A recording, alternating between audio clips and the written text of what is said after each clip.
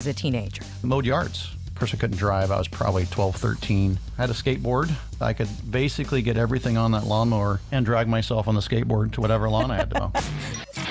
Get to know Mike and the other Talon Wealth fiduciaries at guardingyournestegg.com. What's up? It's Kasey. Check out the podcast Action Sports Jacks on ESPN 690, wherever you get your podcasts. Broadcasting live from the Anajar and Levine studios. Anajar and Levine Accident Attorneys. Call 1-800-747-FREE.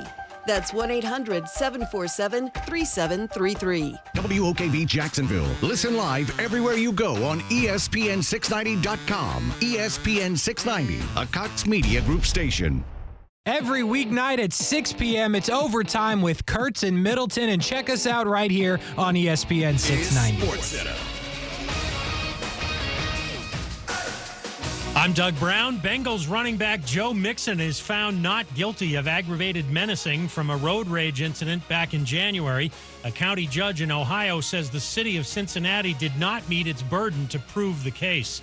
Dolphins offensive lineman Teron Armstead carted off the practice field today with a right leg injury. He'll have further tests on that leg. Expectations are running somewhat high for the Bears this season.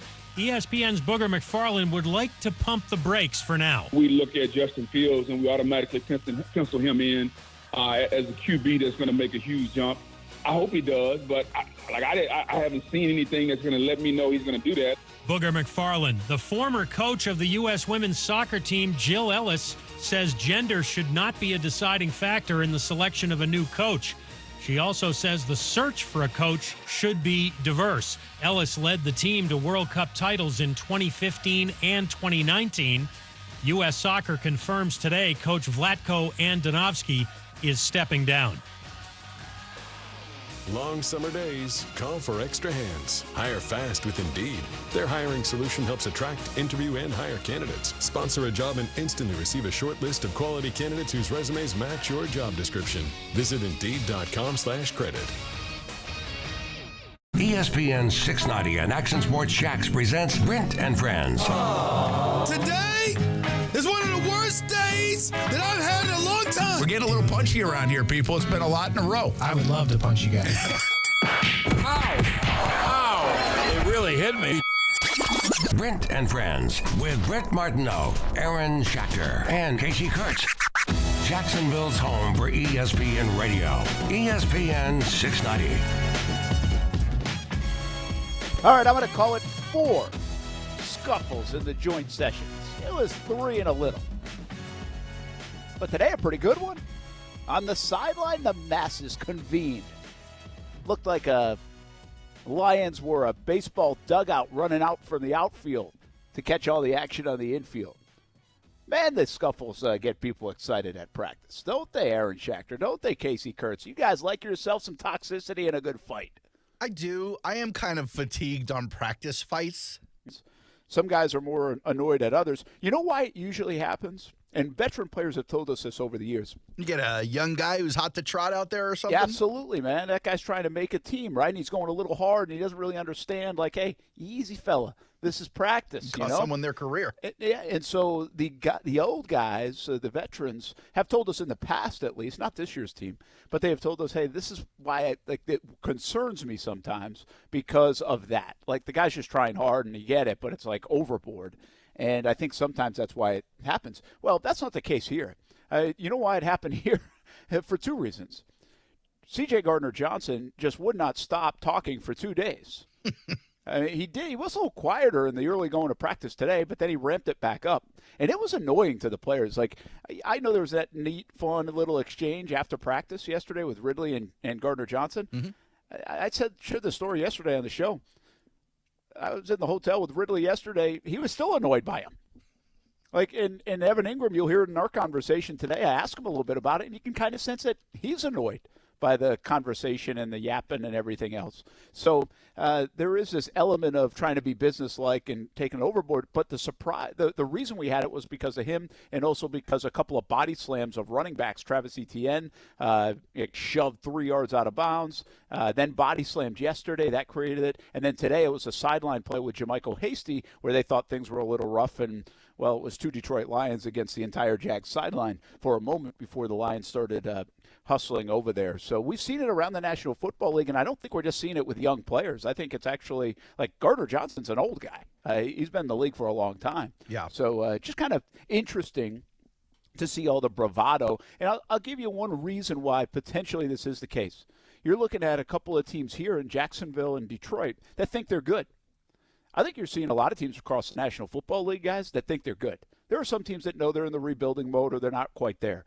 But we talk about it in the AFC, and most everybody's got a swag to them. And they think like they're a contender. And so when you think you're good, you kind of walk with a little extra something, a little saucy, a little spicy. and maybe that's why we're getting some of it here in the middle of August. Yeah, but it does seem to be fraught all over the league. Every other day it seems you're hearing about someone getting punched or escorted or walked off the field. I saw a great video on X, an X video, if you would, of the Pittsburgh Steelers practice. And then you've got a zebra, a guy in stripes behind this huge scrum of players who are throwing punches and pushing each other. And out of this huge mosh pit comes a flying helmet into the air. The ref, without even flinching, snags the helmet out of the sky, brings it in for a one-handed catch. It's great. Yeah, and listen, it is football. You know, like, it's a contact sport. So, and you've got so many different personalities, and young and old and everything else, and guys trying to make it. And you have double the rosters, essentially. I mean, you got 91 guys in camp for each team. So there's more that can go wrong. Overall, good couple of days here in Detroit. I think people really try to paint these like games, guys. And they're like, what's the scoreboard say? Did the Jags win the 2 days? Like, settle down. I saw the tweet about your favorite website, and PFF was here today, and I guess they claim that the Jags defense could be in a lot of trouble based off one practice. Really? Man, that caused a lot of smoke. Whew. I mean, but what are we doing? Like, one practice, you're going to tell me, and I don't even think the Jags practiced that bad on defense. Now, I had kind of one eye peeled that way. I was on the offensive side again for the Jags. Stewart had the defensive side. But yeah, they got beat sometimes. I mean, they had theirs. Detroit did. That's a good offense over there, you know? Yeah. And the I other just part don't know of how that, you can make that assumption. Well, I think based part off of it, practice. Part of it is that Sam at PFF, is trying to make a call here. He's trying to have a take. And granted, Jags fan base is not happy with the brevity of the take, the small sample size. Obviously, it's unfair, but he's got to throw an opinion out there anyway, so why not take one he believes is true? And then at the end of the season, he could either celebrate or hide from it. Because Jags fans will not forget. No, they will not forget. They do not forget at all. And, Sam was out there, but a bunch of the PFF guys were out there. So, again, I just don't know how you do that. Now, maybe you're adding up the metrics and trying to predict the future, kind of like hurricane season, and saying, here's the trend anyway. Like, I'm not buying. I can see why some people wouldn't buy the Jags defense. And you've got some concern. Now, I'm a buyer in the Jags defense. I think we talked about this a lot yesterday, Kasey and I, with the speed, Kasey, and what they have. Like, they have a lot of potential, and potential can be a dirty word in sports. But I also did say this yesterday, Kasey. Remember this, like, who are you afraid of on the defense of the Jags? And right now, that's a hard thing to say. Like, even Tyson Campbell, as good as he is, do you think teams are afraid of him yet? I'm not sure he's there. I think we're hoping he gets there, Kasey. Yeah, we're hoping that he gets there, and I think another season where he takes another step and he has a couple more interceptions, then you will see guys afraid of him and quarterbacks afraid to throw that way, but I don't think we're there yet. Didn't it seem like that, at least towards the end of the year, there was some avoidance of Tyson Campbell at some point? Well, at some points in the season, I think there was some avoidance of Campbell maybe to pick on whoever was trying to replace Shaq Griffin. Got it. Okay. You know what I mean? And again, this is I'm a believer in Tyson Campbell. I think he's going to be a very good player, and he does take that step this year. But I'm also a believer that Trayvon Walker takes a step, Devin Lloyd takes a step, and even Andre Sisco takes a step. And I also think Josh Allen's a good player, by the way. And I think Foye Oluwakin's a good player. So, like, I've got a lot to buy in the defense. And my big overarching thought on the defense, and this is why I just don't think you can get so caught up in it, even if you're not a huge fan of this defense, and you think they have to take a monster step. The step they are going to likely take automatically is they are going to play from out front. They are going to be in the lead in more games this year than they've been in a very long time in Jacksonville. And that makes a difference, makes a big difference. And that's going to help a guy like me who's buying the Jags defense. Because even if they aren't forcing the issue, even if they aren't the dominant side of the ball, the dictator of this of how the game's going like they were in 2017, they are going to get theirs because they're going to be in the lead. And the other team's going to have to force it. Yeah. So that's where I really think, combined with some of the talent that I think will pop a bit more this year.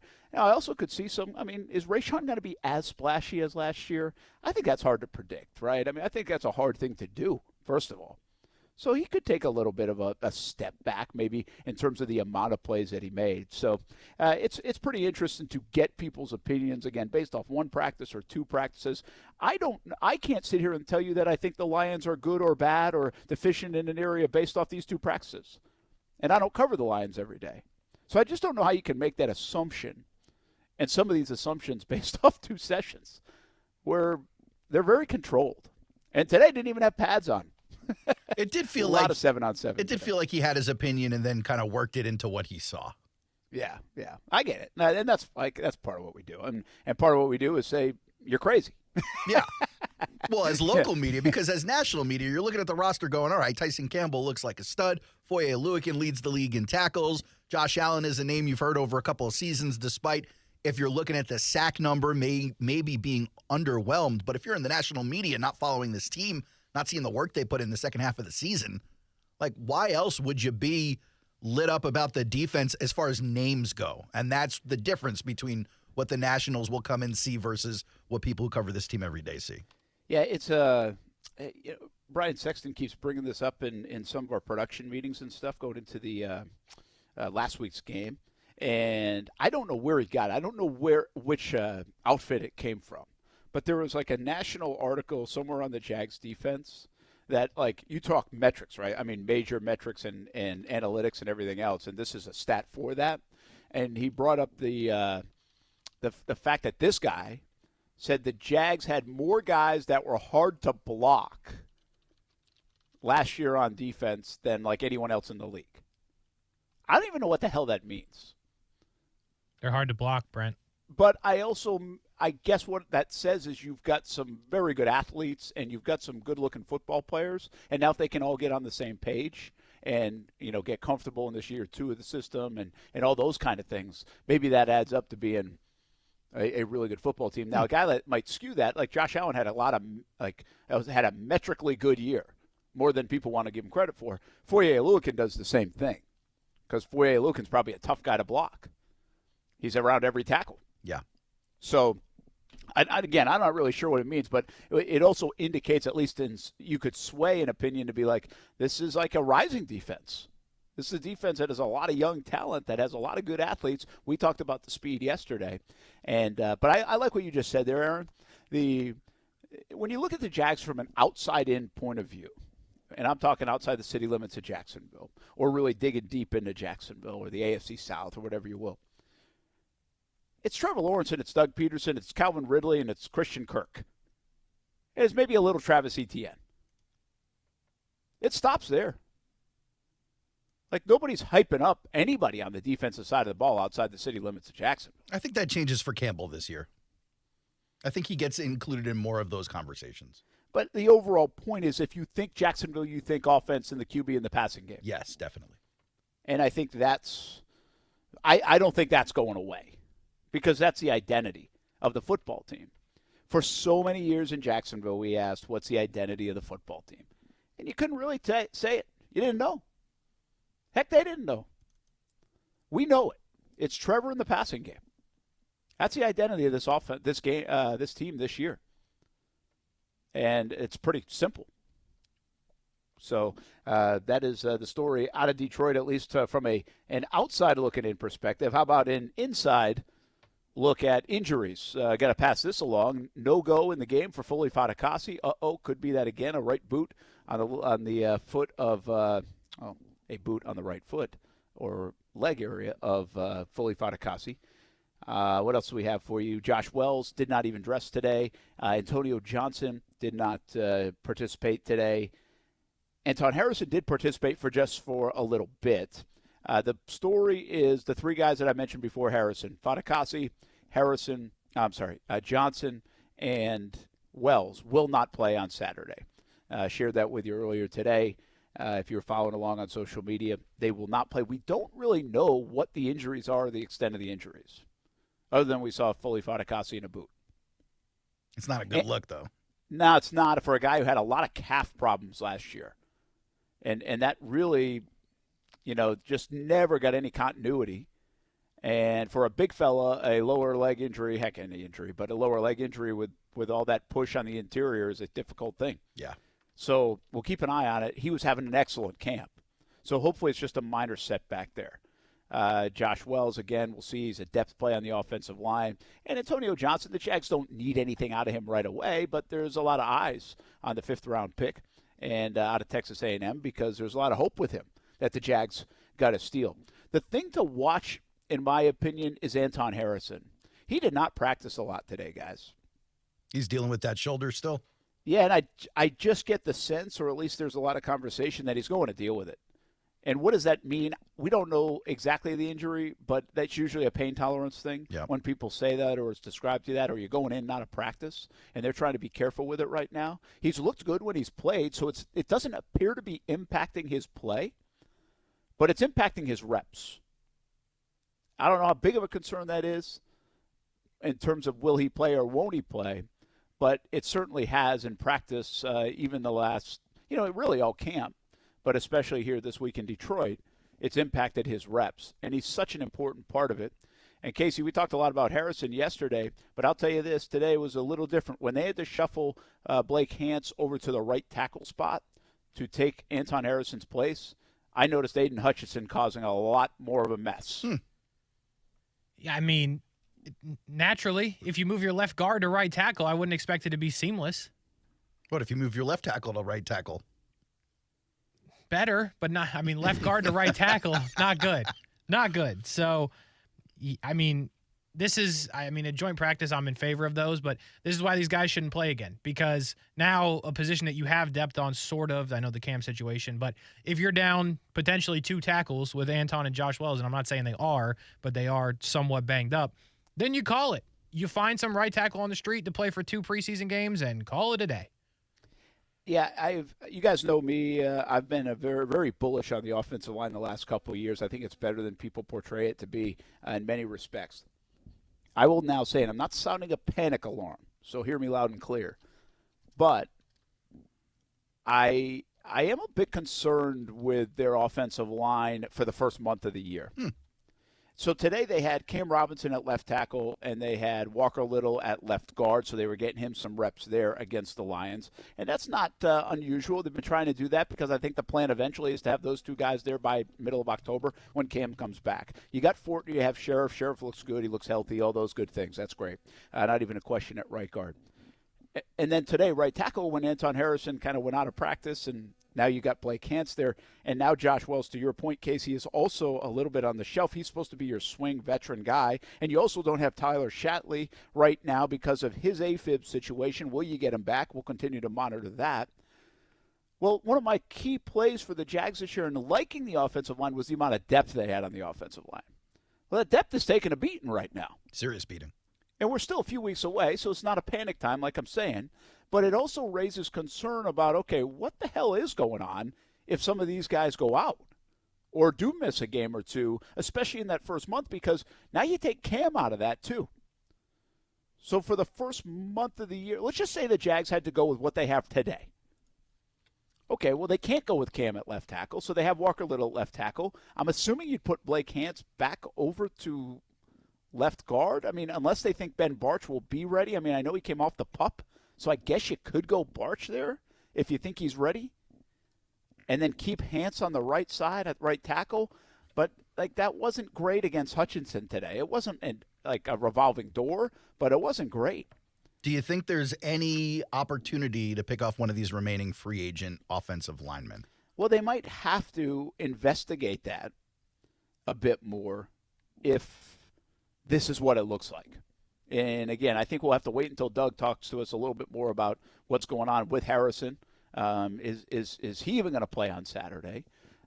Which I think the expectation is he could and might, but I don't know now coming off like a half a practice. No. And then with Josh Wells, again, I know people are like, Josh Wells, like we need Josh Wells.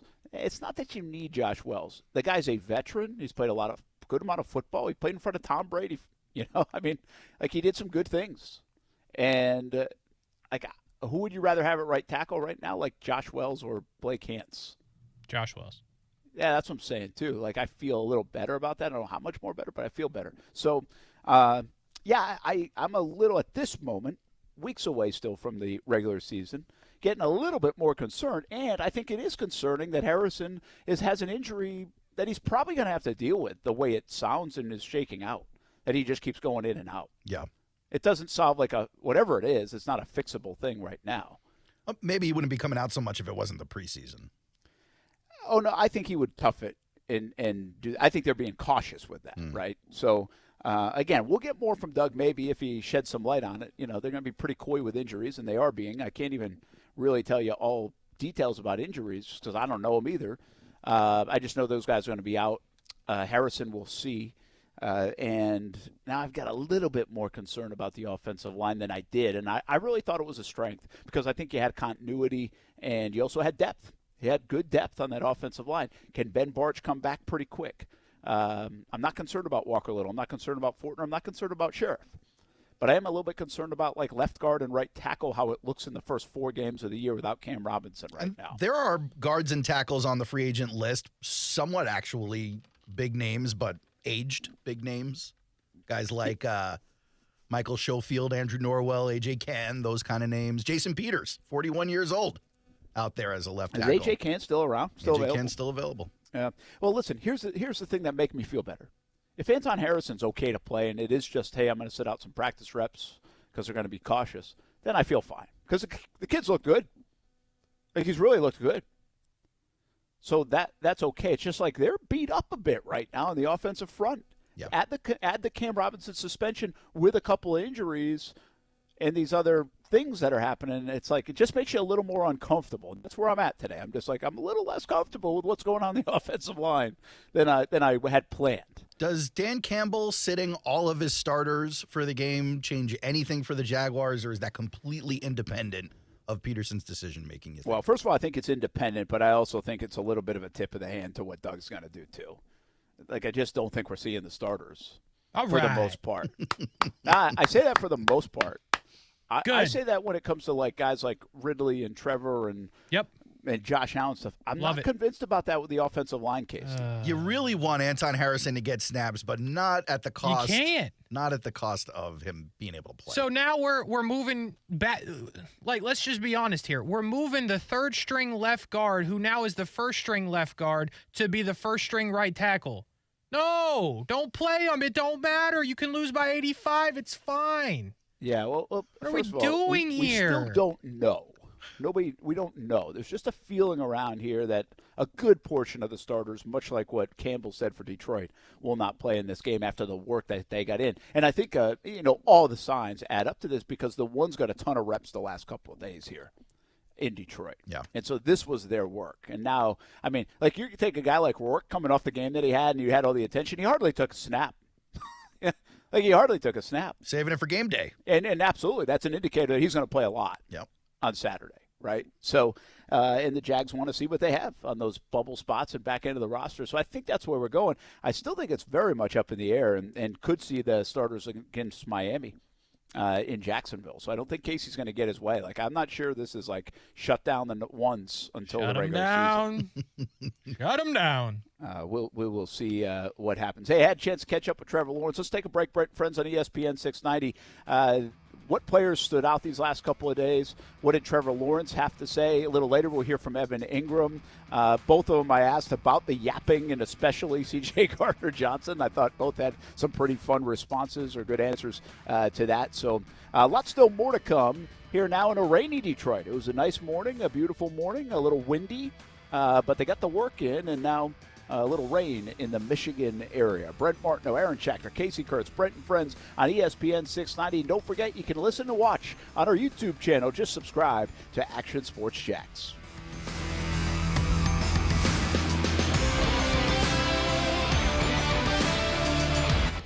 Now, the First Alert Forecast on ESPN 690.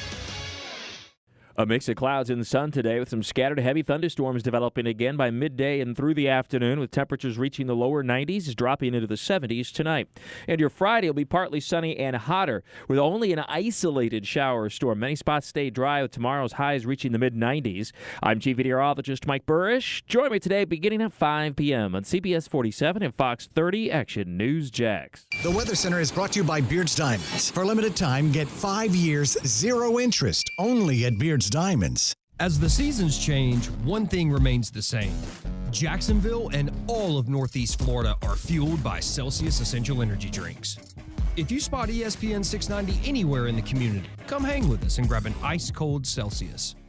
Firefighters, paramedics, police officers, they take care of us, and at AMCO, we're proud to take care of them. For over 60 years, we've repaired and maintained the most critical public service vehicles. As an essential business, we work on every kind of car repair with flexible financing and extra safety precautions. Essential, reliable, trusted. That's the men and women who are there for us, and it's our honor to be there for them. AA MCO. Money tight? We can finance almost anybody. Find the AMCO transmissions nearest you at amcojacksonville.com. Texting enrolls you in recurring automated marketing text messages. Consent not required to purchase. Message and data rates may apply. Leaving for the gym so early? I'm ready to go. Since you started taking Nugenix Total T, you've been acting like when we met in our 20s. I feel like myself again. Lower testosterone after turning 40 slowed me down. Nugenix Total T has been a game changer for me. What is it about Nugenix Total T that's different? Well, it's a patented key ingredient called testofen. It boosts free and total testosterone to help you get back the drive and energy from your youth. It's backed by 5 clinical studies. I've seen the huge difference it's made for you in the gym, at work, and in the bedroom. I'm so glad I sent them a text for my complimentary bottle. Text PACK to 42424 right now for your complimentary bottle of Nugenix Total T. Nugenix is the #1 selling testosterone-boosting brand at GNC and Walmart. Do it now, and we'll also send you a bottle of Nugenix Thermo X, our newest, most powerful fat burner ever. Absolutely free. Text PEC to 42424. That's PACK to 42424. Products and statements have not been evaluated by the FDA. These products are not intended to diagnose, treat, cure, or prevent any disease or illness. What? They did not tell me they were going to do that. I need a new bank. Well, actually, One-to-One Financial doesn't do the usual bank surprises because we're not a bank. We're a credit union. And that means lower loan interest, things like free checking and member rewards, and of course, total investment back into our community.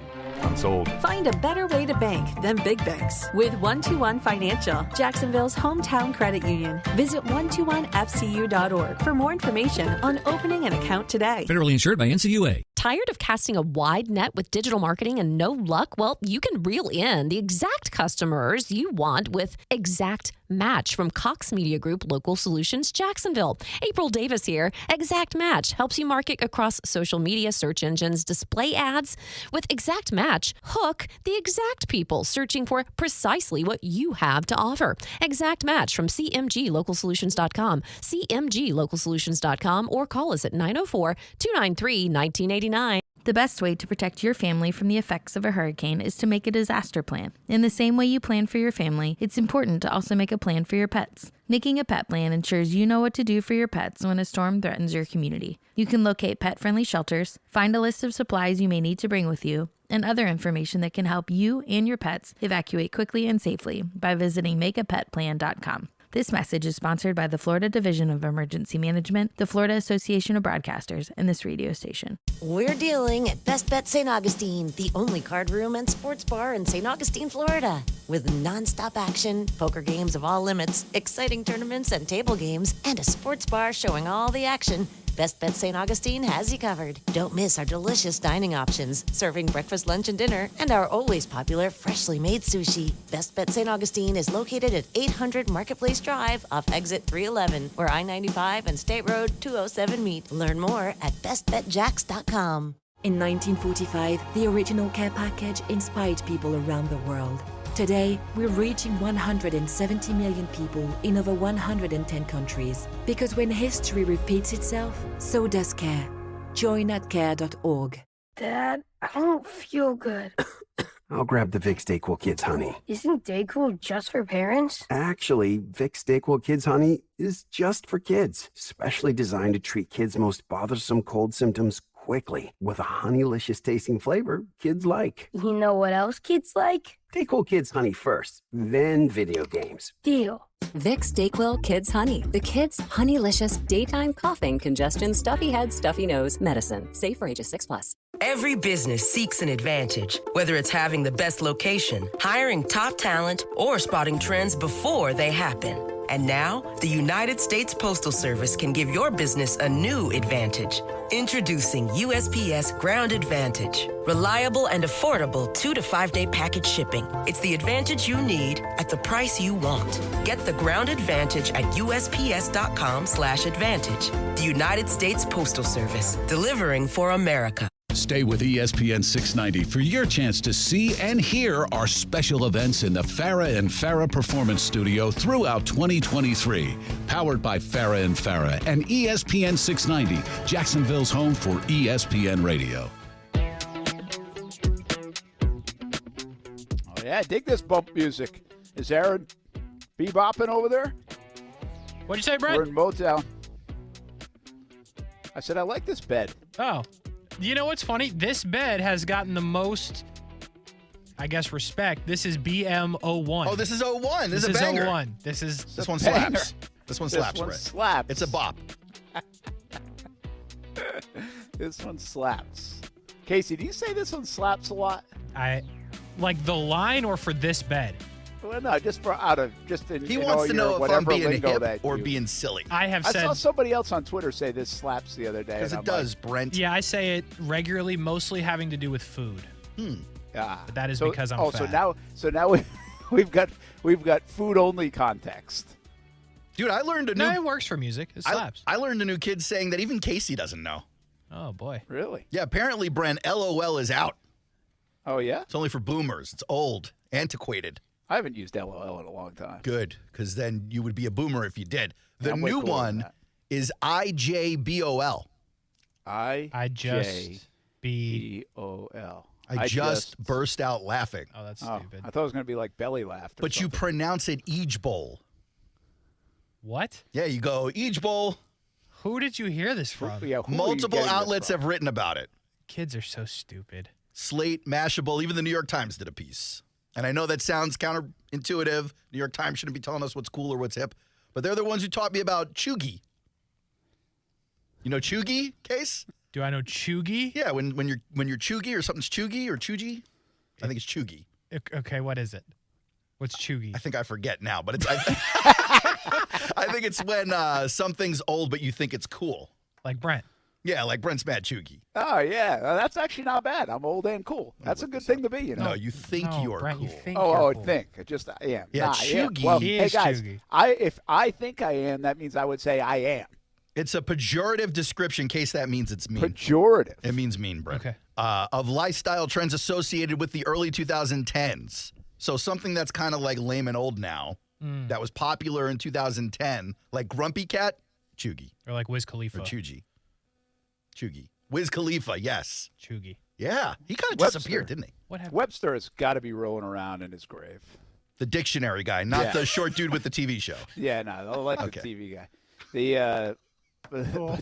The dictionary guy. Like, we're just adding words. It used to be a process, man. Yeah. Now we just add stuff. Now like, it's just, It's just like throw it out on Twitter or X or whatever, and here you go. You got a new word, new language. Just like the Hall of Fame case. It's overused. Yeah. Yo, I will say this about the LOL part of the story. LOL, I don't think anybody uses that. I do think it's out. I agree with what was it? Slate, Mashable, Eej Bowl is the new word. Eej Bowl, thank you. Now, if you get LOL from me, it means I'm making fun of you. Yeah. I'll do it just because it's easy. This is the thing I don't like about Eej Bowl. LOL's because it's stupid. Well, LOL's a quick jaunt on your thumb from the L to the O and back to the L, real quick. Ba ba ba. Yeah, I agree with that. Ba ba ba. But Eej Bowl, I got to stretch across that keyboard with my thumb. Plus, if you have like an iPhone Plus, that's a big stretch. Yeah, you might need 2 fingers. Good old Eej Bowl. I remember a time on Twitter where you had to follow everything with either ha or LOL, or it just was taken literally. What an awful time, because that was real life. That was my peak time. You were screwed. Like you just like people would lambaste you. They'd think everything was fact of what you were saying. Still do, by the way. Well, Brent, I want you to know that any kid in that era from like 6th grade up until seniors of high school had to send ha-ha or LOL at the end of every text message when you were trying to spit game, or else they were taking it too serious. Yeah. Ha-ha is triggering for me, especially when you're in a tense exchange over a work email. I can't explain to you how many times I had to put ha-ha at the end of a text I sent to Amanda. Yeah. I have sent hundreds of thousands of ha-has. Not one thing was funny. Stop wasting your time. Not one thing was funny. Stop wasting your time. Hey, that's what the laughing emoji's for now. Just throw that out. That's true. That's actually good. Yeah, I use that quite a bit, just in case. Like it's a little buffer. Just in case, use that. Or if you end with like a smiley face emoji, like who's going to frown upon that? All right, let's get to Trevor Lawrence. Edge bowl, bro. Each bowl. Whatever. I don't know how Trevor Lawrence would interpret this conversation, but we really wanted to know how he interpreted practice the last couple of days and got a chance to ask him about Gardner Johnson, C.J. Gardner Johnson, who wouldn't stop talking. Here's Trevor Lawrence just a short time ago. I had a chance to catch up with him. Trevor, did these couple of days meet your expectations? It was great. I thought it was really, like I was just saying, I thought it was really competitive. You see it coming out of both teams, and I thought it's good. That's how this game's played. It's played with a lot of energy and passion, and it's cool to see us, going back and forth and competing. So I think that was great. And then we got some really good work in situationally and threw kind of everything at us. And seeing a new defense, I think that's good for us too. We've seen our defense now for 2.5, 3 weeks, and it was good to see a new team, new looks, new presentations, different personnel, all those things. I think it was really good for us. So as a competitor, you like the yapping. I like it. It makes it fun, and then obviously with Chauncey over there, you get plenty of that. You get a lot of doses of the talking. So it was fun. I think, like I said, it was really intense.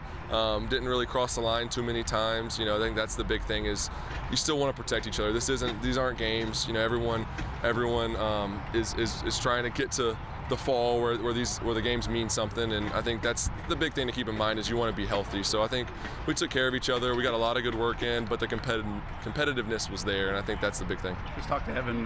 He said you guys you're in sync. Do you feel that way with the entire offense right now? I know it's not a finished product, but yeah, is that a good word for it right now? We're getting there. I think the last 2 days, me and Evan have had 2 really good days. Just us working together in some of the different routes he's ran, just the communication, being in sync, like he said. I thought it was really clean. Just as an offense as a whole, to be completely honest, we got to clean some things up procedurally. We got to be cleaner. We got to be more detailed, more consistent. Too many little mental errors, and some of them me as well. So it's all of us. We got to be more consistent, but our highs are great. We just got to eliminate some of the lows, and I think that's going to be a big thing for us. And we're getting better, but like I said, we don't play for a few more weeks. We got time, but that's the one thing to take away. That's a 3-question interview, and I love some of the stuff in there from Trevor Lawrence, guys. And right at the end, let's go there first before I get to the chirping part. But this is a guy that's setting a standard in Jacksonville. There are a lot of good plays out there the last couple of days for the Jags. They didn't win every play. I know it might have seemed like it on Twitter sometimes, but they didn't. They had mistakes, right? And they put the ball on the ground, or the penalties. We even go back to the preseason game against Dallas, interception, couple penalties, and then they started to come out of it a little bit. There's a lot to be excited about. But he's like, yeah, we still got ways to go. Like, we're doing good things, which I like. He acknowledges that. It's not just like coach speak, hey, we got a long way to go. We got to wait till the regular season. It's no, like, we've got to be better. We got to be more consistent here. Like, I've got to do a better job. Like, procedurally, it's almost he's so annoyed by the fact that procedurally they're still making some errors in those situations. I love that. We're talking about a 23-year-old guy going into year 3. He really, became Trevor Lawrence, if you will, in the second half of last year. He's still very young. It's year 2 of this offense, yet it feels like he's already setting this standard. Like, we can't be making mistakes. If we don't make mistakes, man, we're going to be damn good. Like, that's my interpretation of what he's saying.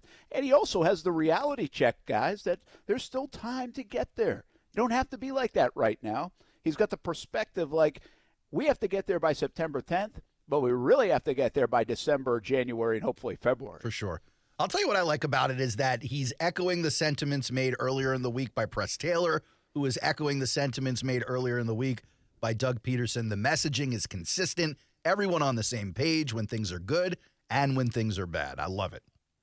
Okay, the other part of this, and I don't know if you guys caught this as much as I did, but I caught it in real time, and then when I listened back right when you played it, I catch it again.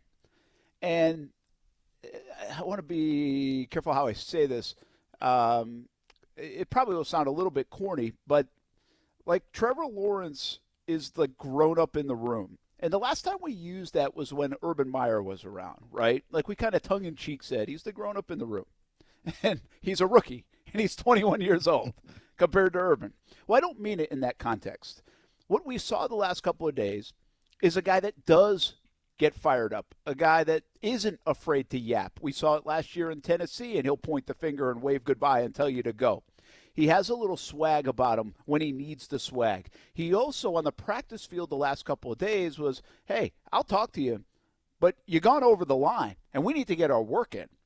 And when he asked about the question, he's like, yeah, I like it, man. It's a lot of fun. And he says something in there like, he mentions Gardner Johnson. He said, and I don't think it went over the line too many times. He didn't say, I don't think it went over the line at all. So there was like this element that's at a point or two over the last couple of days, like Trevor was being the grown-up on the field. And, okay, I'm going to yap when it's time to yap, but I don't got time for that right now. We got to get this stuff done. And it was actually something that's echoed. You'll hear from Evan Engram a little bit later. He was like more annoyed by it. And I keep referencing, like, even I feel like Calvin Ridley was too. It's like the Jags are trying to get their work done, and you got this annoying little kid like that won't leave you alone. That's the point, though. And so, like, that's what he wants. And in Gardner Johnson is really what I'm talking about. But I just thought this dude is just 23 years old and just doesn't act it. You know, I mean, that's where this organization is in such good hands. Well, it's why he's a cornerstone of the franchise and a generational prospect when he was drafted, because he's not just some talented football kid. He's a leader of men at 21, 22, 23 years old. Yeah, and I kind of don't like – I get it so cliche, but I understand what you're saying. Like, I don't like leader of men, but I get it. And it's important, and it's a difference. And, again, that was another thing punched home by Urban and its lack thereof, right? He was a leader of kids. If that. Right? Well, like, did he even lead in college? Like that's all he had to do was leader. He was potentially a babysitter and a motivator. Like, I get that was the job, but were they running wild on his watch? Because I think at least in some spots they were. There's about to be a documentary that's about to prove so. I think coming out of Gainesville in the next couple of weeks. That's gonna be a good one. But you're right. You're right. He has such a maturity about him that 29-year-old Calvin Ridley or 27-year-old this guy or 28-year-old this guy, they don't look at him like a 23-year-old. And that position does command that. I think we're reminded by Kasey, the Johnny Manziel documentary, the Zach Wilson stuff recently. Not everybody can do it. Like, just because some can and some do, not everybody can do it. And Trevor Lawrence can. He obviously has that. But I think we take it for granted sometimes that 21, 22, 23-year-old kids can be CEOs of organizations and what they're asked to do in the NFL and on teams for franchises, for cities, for everything else right now. And the reason you punch this home, Kasey, is this is a guy that can do it. Like, and he almost embraces it and wants to do it. And when you just look at the draft class that he was in, there was 5 of them, and we only know for sure that one of them can do it, and it's Trevor. We feel, or at least I feel good about Justin Fields.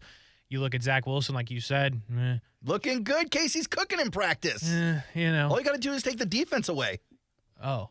We'll see if we can work that into the NFL games. Thanks. Trey Lance is, in the club after throwing interceptions at practice, so that's a problem. And then Mac Jones, we just don't know, and it's hard to know in that organization. So I think you just take that draft. You had 5 chances to find somebody like that, and it turns out there may only be 1 or at most 2 of those guys, and the Jags got lucky they were picking first.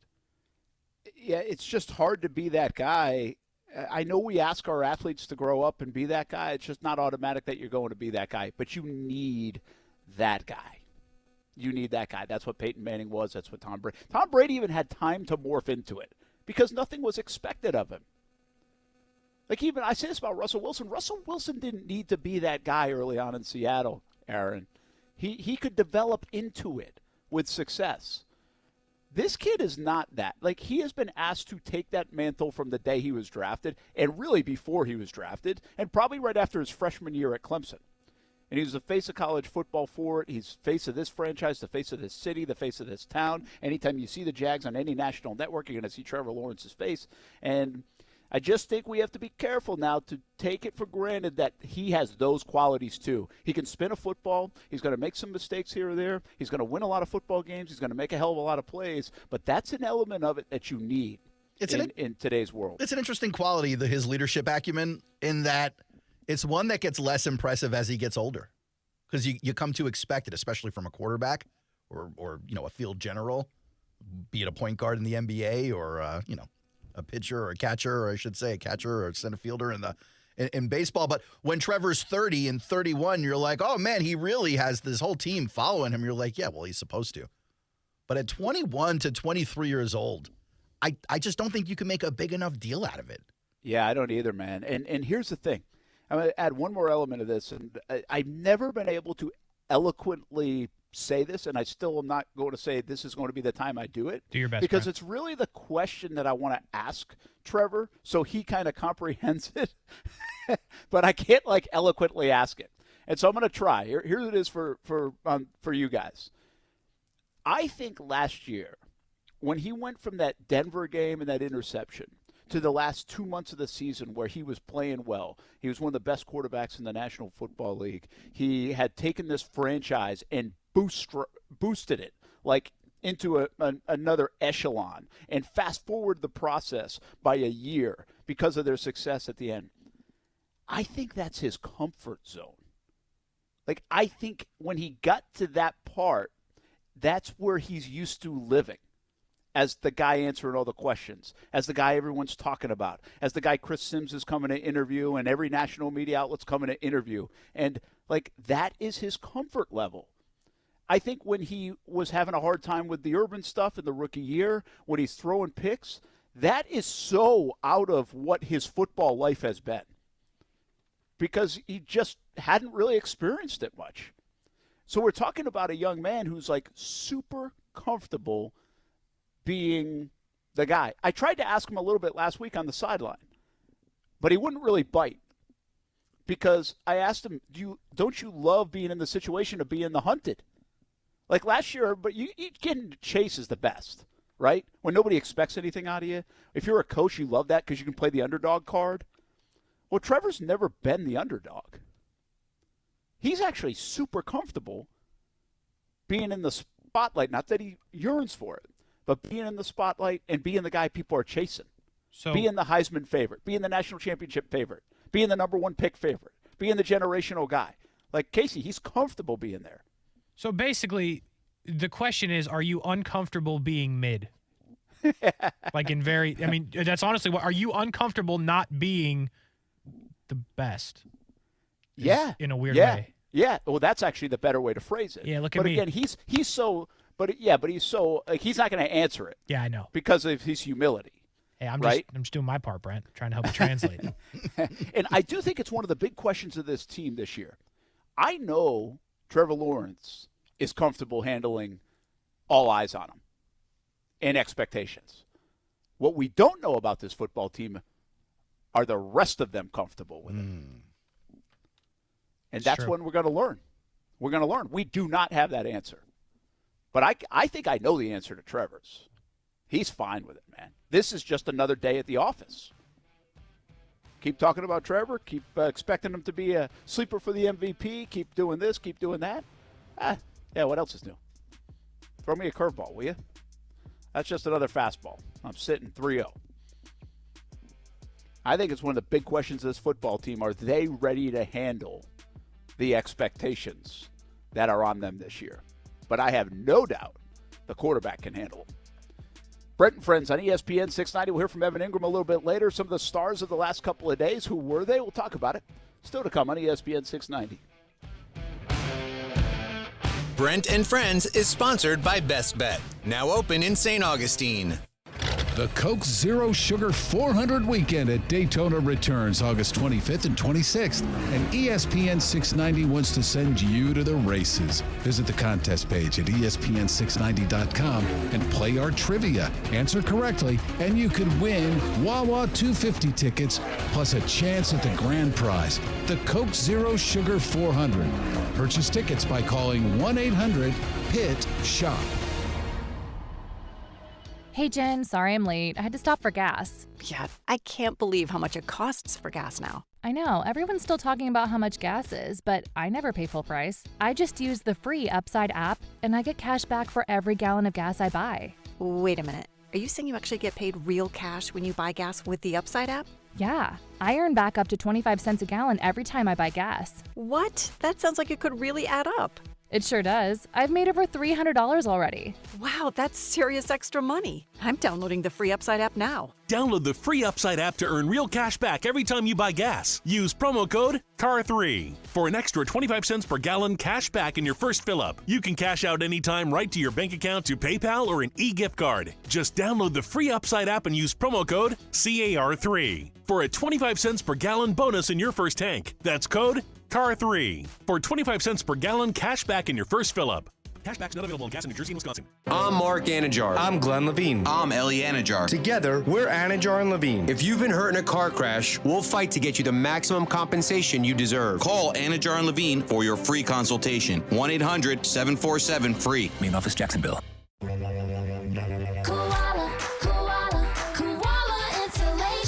Hey, this is Bruce. And I'm Carrie. We're the owners of Koala Insulation. It's a great time of year to invest in energy-efficient improvements to your home. With our competitive rates and new tax credits for insulation upgrades, you can get huge savings to improve your insulation today and see long-term savings every month going forward. Give us a call and set up your free evaluation at 679-6282 or find us online at koalainsulation.com. Naomi Mathis, an Air Force veteran. I'm Adam Greathouse, United States Army. Greg Gatson, Colonel, United States Army. When I came back home, I realized something wasn't right with me. I was wounded as a battalion commander. I thought I was going to be stuck there. I thought everyone forgot me. Hi, I'm Congressman Buddy Carter. Let's make sure our veterans get the support they earned and deserve. Take the time to thank those who put everything on the line for us. This message brought to you by the National Association of Broadcasters and this station. As the seasons change, one thing remains the same. Jacksonville and all of Northeast Florida are fueled by Celsius Essential Energy Drinks.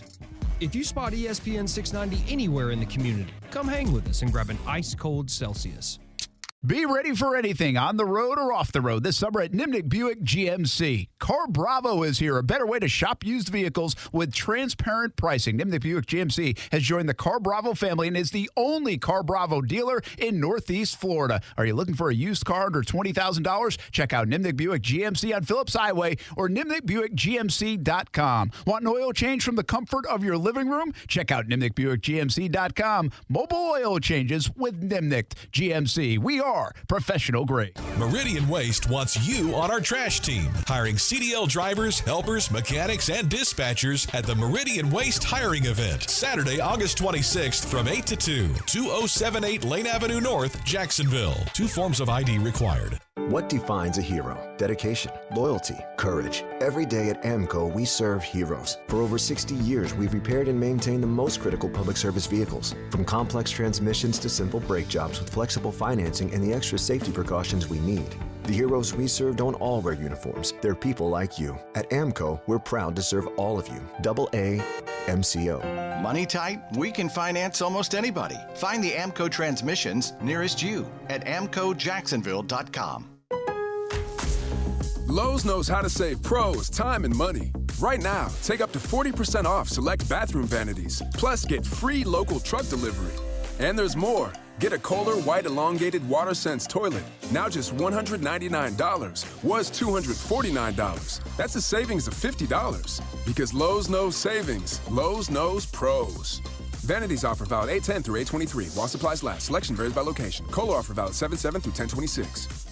Hey everybody, it's Brent Martineau from Action Sports Jacks. There's a good chance you have a smart speaker, so use it with ESPN 690. Stay up to date on the Jags and all things sports by telling Alexa or Google to play ESPN 690. It's as easy as that. Make sure you listen weekdays 3 until 6 p.m. on ESPN 690. Hey, a couple minutes before we hit the top of the hour. And a little media spat today, boys. Oh, timeout. So now the fighting's not only on the field, it's in the box. Yeah, not really. I mean, I wouldn't call it fighting. What was the media What spat? you mean, Brett? Casey jumped in on that. I fueled the fire a little bit. Did I Casey, miss that on X? Casey, I couldn't understand what the hell you even tweeted. What happened here? He didn't tweet, he Z'd. What happened? Z'd. What do you mean? What do you mean you didn't understand it? I didn't understand it. Like, I think it was love for Stewart, but I'm not really sure. It was love for Stewart. He didn't do nothing with it. I said the Jags was in their heads. All right. On the field. Yep. And then I knew no other local stations went, so I knew the only reporter that this bum was talking about had to be not Stewart's not the bum here. The guy that sent the tweet was the bum. You got to take it back a little bit and explain to the people who aren't on Zitter what's happening. Okay, so there is this guy that covers the Lions, I guess, and he tweeted out that there was all of one Jags reporter on the second field, which was where the Lions offense was going against the Jags defense. Yes. So I know from context clues that was Weber, or at least I feel strongly that it was Weber. Yes. Or if it wasn't Weber, I was at least going to do my part to say that it was Weber and once again take a shot at everybody else and say, where are y'all? It couldn't have been y'all because you didn't make the trip to Detroit. Yeah. Okay, so this bum tweets it. So then I replied, after knowing what happened with the Jags on the field, I'm like, the Jags is in their heads on the field. And then I said, at Stewart, AS Jax is in their heads off the field. That's what I'm saying. The Jags, and then I said, it's a masterclass in chess, not checkers in Michigan right now. So basically what I was saying was the Jags and Stewart, chess, not checkers against the Detroit Lions, Brent. Makes plenty of sense to me. I like it. Yeah, now I get it. You got to walk through it. In fairness, Amanda also said, what are you talking about? Yeah, you were heated. Like, what do you mean? Here's my problem with when I tweet or Zeet English? stuff. Is English your problem? No, I do it as I would say it. That's how I said it out loud. And I'm like, maybe this doesn't read well. But then Brent retweeted it. And I'm like, all right, we're going. We're cooking. Brent's sitting there going, I don't understand it, but I think it's in favor of us. Right. Yeah, I knew it. I kind of knew where he was going, but I really didn't know what he said. I missed this whole thing. And then I got other people comment. They were fired up. I was like, let's do it. And then one Lions guy commented, was like, what are you talking about? And I was like, it doesn't read well. That's when I was like, it don't read well. But I was like, I'm not replying to you, you bum. You're on the other team. So my favorite thing, though, is this guy takes a little passing shot at the Jags media because there's nobody there. Right? So he does it. Not at all the Jags media, just the Jags media that people aren't listening to right now. But he miscounted anyway, because obviously Stewart and I are out there, and then you said Jaguars.com folks are out there. So it's like there's more. But this guy had no clue that by 4 o'clock in the afternoon, his timeline would be filled with Jags Nation. Because if any fan base can get after you on Twitter, I can't imagine anybody does it better than Jags fans. Yeah. I mean, we got him. They will blow you up. We did it, guys. Look, I see a Brent Zeet says coming up at 3 on ESPN 690 Jax. We're going to count how many reporters for the Lions were covering each field. You know it's a pretty good line. Actually. You know it's real when Brent's throwing shots. Yeah, Brent's throwing some haymakers. Yeah, we got this guy. We got him, guys. It's gonna be Zuckerberg and Musk in the press box on Saturday. That'd be awesome, Brent, if you fought somebody. I don't know if I need to defend the brethren that much. The brethren. Yeah, that's true. We don't really rock with them. Defend Weber, I don't know. He doesn't really need it. Well, he's actual brethren. Weber actually Weber increased his Twitter following by hundreds the last 2 days. Good for Stu. And I increased it by 5 today by using Stewart as clout. That a baby. Good work, guys. Team effort. Nice use of leverage, Case. Leverage is a thing. 4 o'clock hour coming up. We'll hear from Evan Engram. I think you'll like what he had to say. Also, Marvin Jones on the way. Still to come on a Brent Friends Thursday episode on ESPN 690.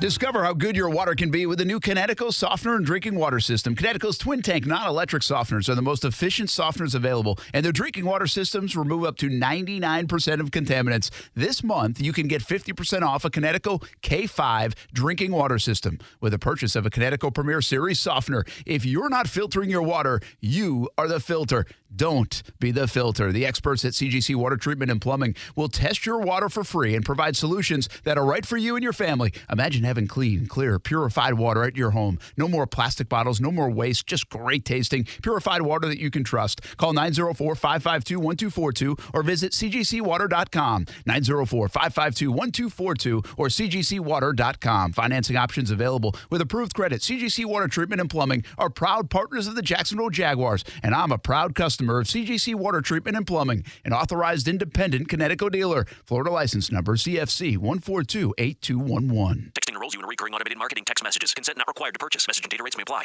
Leaving for the gym so early? I'm ready to go. Since you started taking Nugenix Total T, you've been acting like when we met in our 20s. I feel like myself again. Lower testosterone after turning 40 slowed me down. Nugenix Total T has been a game changer for me. What is it about Nugenix Total T that's different? Well, it's a patented key ingredient called testofen. It boosts free and total testosterone to help you get back the drive and energy from your youth. It's backed by 5 clinical studies. I've seen the huge difference it's made for you in the gym, at work, and in the bedroom. I'm so glad I sent them a text for my complimentary bottle. Text PACK to 42424 right now for your complimentary bottle of Nugenix Total T. Nugenix is the #1 selling testosterone boosting brand at GNC and Walmart. Do it now, and we'll also send you a bottle of Nugenix Thermo X, our newest, most powerful fat burner ever. Absolutely free. Text PEC to 42424. That's PACK to 42424. Products and statements have not been evaluated by the FDA. These products are not intended to diagnose, treat, cure, or prevent any disease or illness. We're dealing at Best Bet St. Augustine, the only card room and sports bar in St. Augustine, Florida.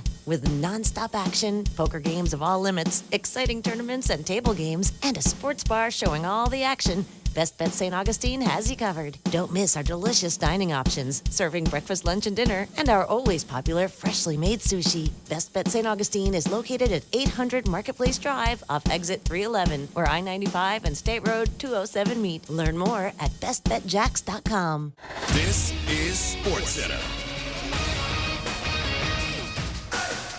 I'm Doug Brown. Joe Mixon of the Bengals is found not guilty today on a charge of aggravated menacing after an alleged road rage incident in January. A woman said Mixon pulled a gun on her.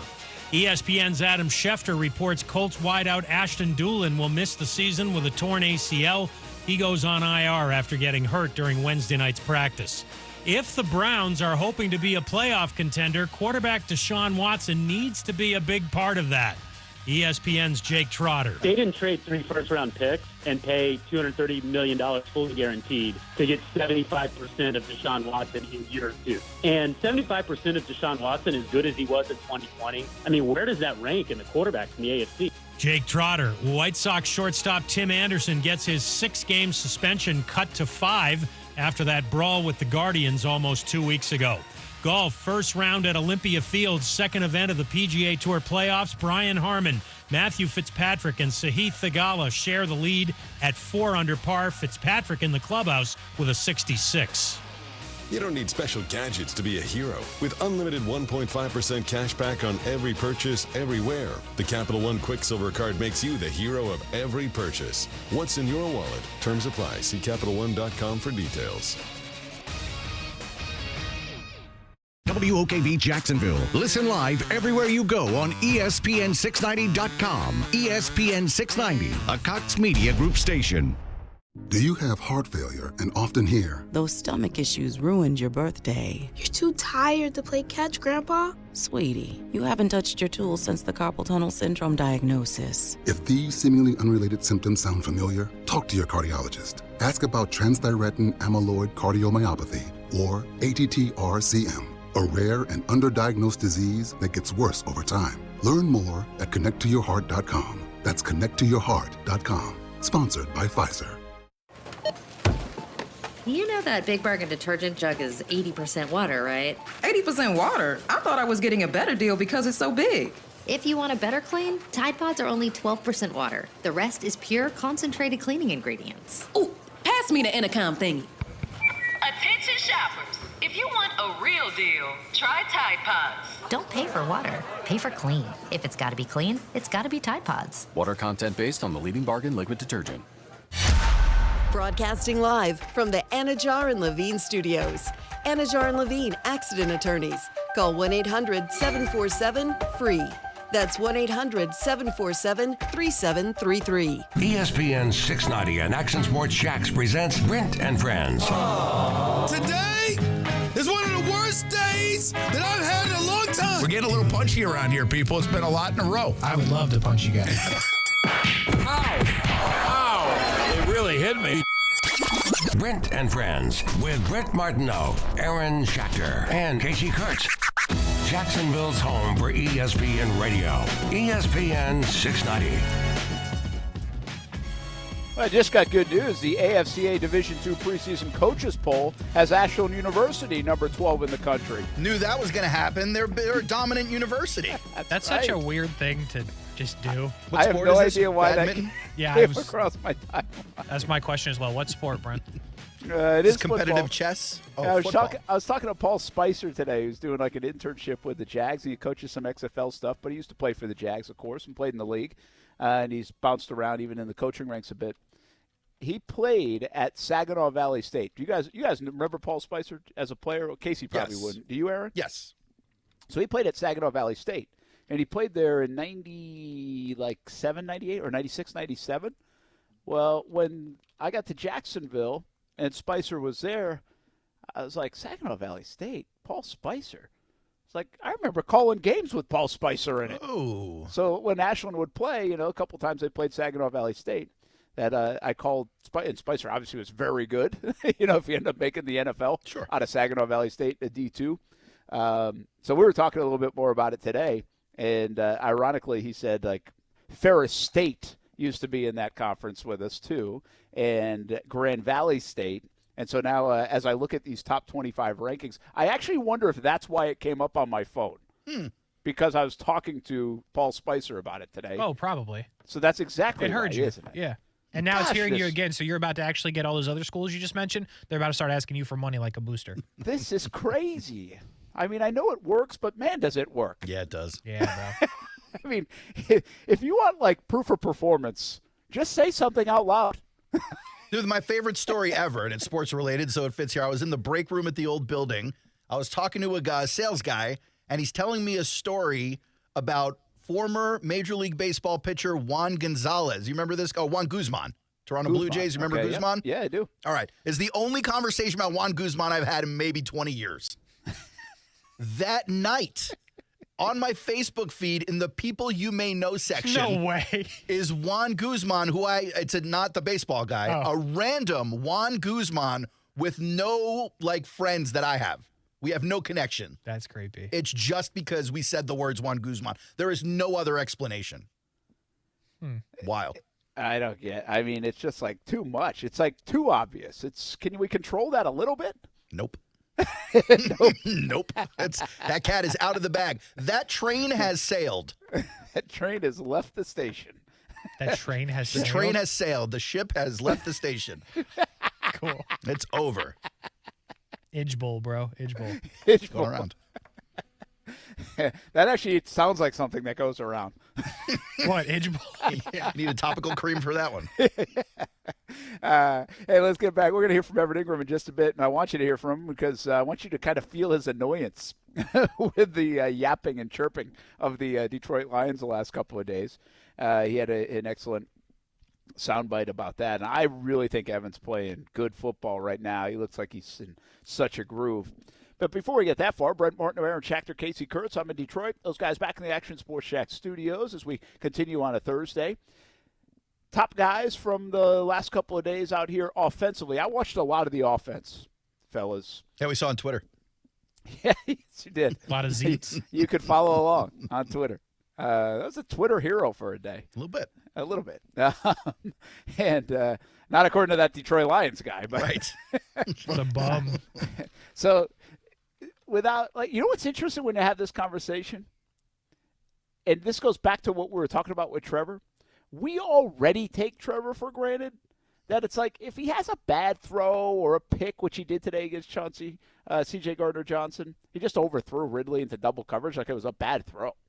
And you're like, it's all right.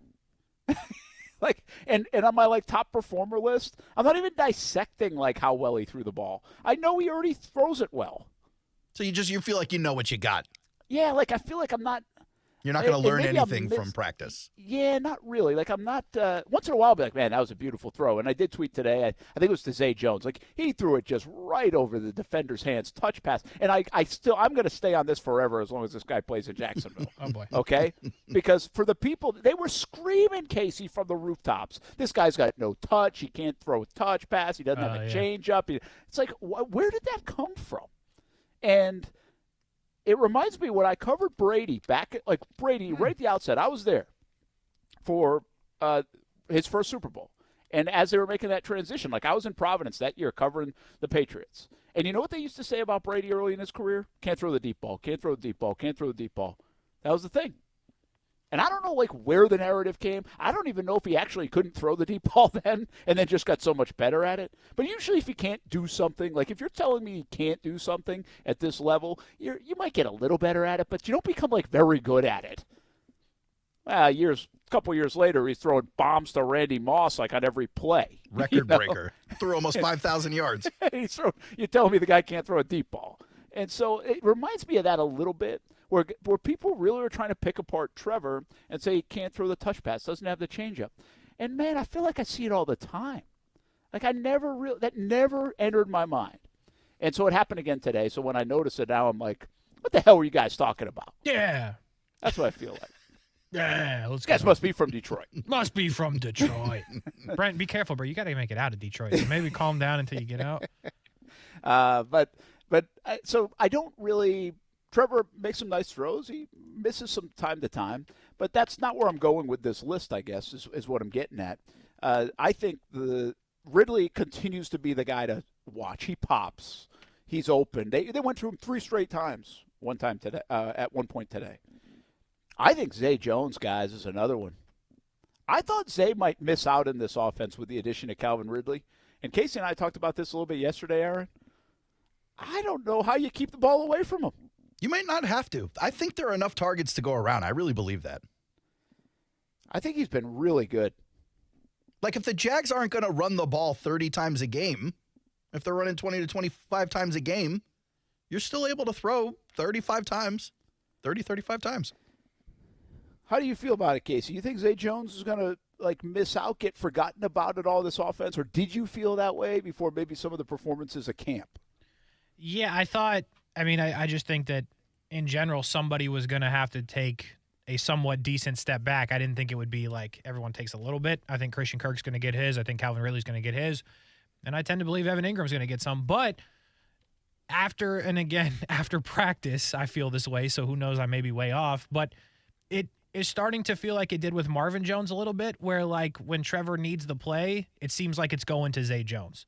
2-point conversion in the first preseason game, 2-point conversion in the Ravens game last year, the long touchdown in the Chargers game. So every time I try to write Zay Jones off in my head, I'm like, you can't forget about Zay. Well, you've seen the stats, the next-gen stats. We brought it to the show. He's near elite in separation. He gets open at a ridiculous clip. He's a fast receiver. He could absolutely chew into somebody like Agnew's receptions from last year just by existing. Well, that's a good – I like that you brought that up, and maybe we've talked about those metrics in the past, but the separation is really what I see, guys. Like, he's open a lot. He gets late separation when he needs it, but he also finds really soft spots in the defenses. And this guy, I've been playing a long time. Like, that doesn't surprise me. But he also can get to that spot quick, to your point, Aaron, because he's fast. Yeah. And he's almost like sneaky fast. There isn't anything about Zay Jones that screams like, whoa, when you're just watching him. But he does a lot of things like really well, and it's almost like he is really fast, but I mean, even the clip earlier in camp, like Ridley, the way they put that out made it look like Zay Jones is slow. He's not slow. Well, it's not really like fast. They did it. They didn't slow him down I slow-mo. know. The way the drill was run, though, but it almost becomes like a perception, like, oh, yeah, he's not as fast as this guy. No, he is. And he's got good hands, and he's got is savvy to him, and all that nuanced stuff that I think exists between Kirk and Trevor and Evan Engram and Trevor. I think it also exists between Zay and Trevor, to your point. Like, I think that Trevor wants to get the ball to number 7. So I thought he was good again, and I think he continues to be good. Ridley, obviously, somebody to watch. And then there is Evan Engram. And Engram, you wonder a little bit about a guy that you didn't see all spring. Not that you were questioning whether he was going to work, but you just wonder, like, okay, we haven't really seen him. What's he going to look like? I think he's having in his words, I think he's having the best camp he's ever had. He's having a better camp than we saw him play last year. And he, too, looks like, put him on the list of another guy that seems like he's always open. It's just going to be another big year, I think, for Evan Engram in this offense with Trevor Lawrence. And I thought the connection the last couple of days between Trevor and Evan Engram was something that really stood out to me. Here's my conversation with Evan Engram after practice. Good couple of days of work? Yes, sir. Great day. Great 2 days of work. Got out here, got to hit a different color in the practice setting. Love how we came out, competed. Definitely some things to correct and fix, but loved our energy, loved our competitiveness, and love how we all kind of came together all week. You seem like you're just in such a groove. Do you feel that way? Yeah, I feel the best I've ever felt, most confident I've ever felt. Just the system we're in, year 2 in the system, we're at a different level now where we can kind of take this offense to the next level, and but the attention to detail is still there to the little things as well. So I feel amazing.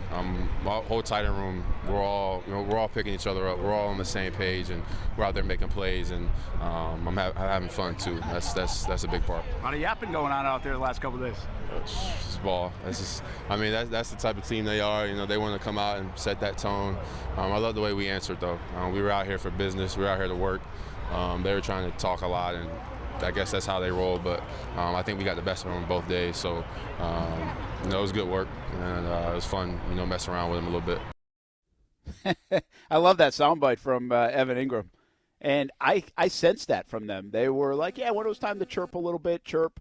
But there's almost this annoyance. And I'll give you an instance today. He catches a touchdown. The defender over the middle fell down. And Engram, he would have had it anyway and probably ran away from the defender. And then Chauncey Gardner-Johnson is way down the field. I mean, this would have been a big gainer.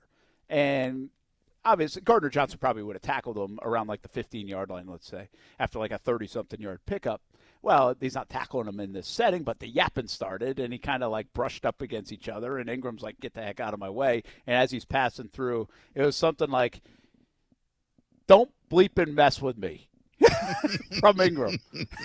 And it was just like, sometimes those guys are playful about it. And actually, Engram was a little bit playful on the way back. Like, you could see them. It looked playful to me. I was far enough that I couldn't hear what they were saying. Yeah. But there's also this annoyance. And I love what Engram just said there to me at the end. Like, yeah, man, we're just here getting our work in. And he also said something that I think was pretty profound. It's like, I think we won the last 2 days. Yeah, scoreboard.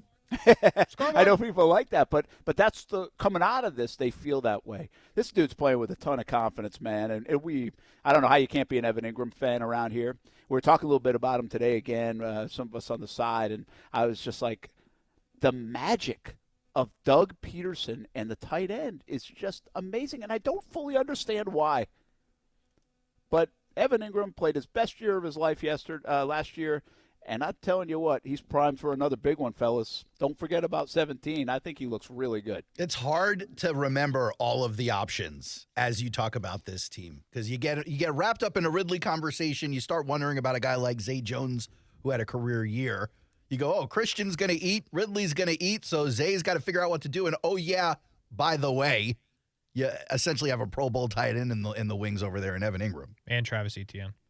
And Travis needs his touches, too. Yeah, you can just keep going. All right, so my offensive stars are Ridley, Zay Jones, Engram. Guys, you know who really stood out to me today, especially, but the last couple of days? Brent Strange. Oh. I really like this guy made the play of the day on offense. Clay was saying the same thing when he was in town watching him, not necessarily in Detroit. He was here in Jacksonville watching him, and he loves what Brent Strange is doing out there. I like what he's doing too overall, but I really like what he did the last couple. Like made a couple of nice catches. I saw 85 a lot in the passing game. I would also say C.J. Beathard, who's working with him a lot in the second team, although the nice catch was from Trevor Lawrence as he grabbed it right over the defender. But Beathard had a nice couple of days, and that's an interesting response by C.J. Beathard coming off all the talk of Nathan Rourke over the weekend. And then the other guy I'm throwing in there really is Harrison, too. I think when Harrison was out there, I thought he really held up and did a good job against Hutchinson. So really it's Ridley, it's Zay, it's Engram, it's Strange, and Harrison for me.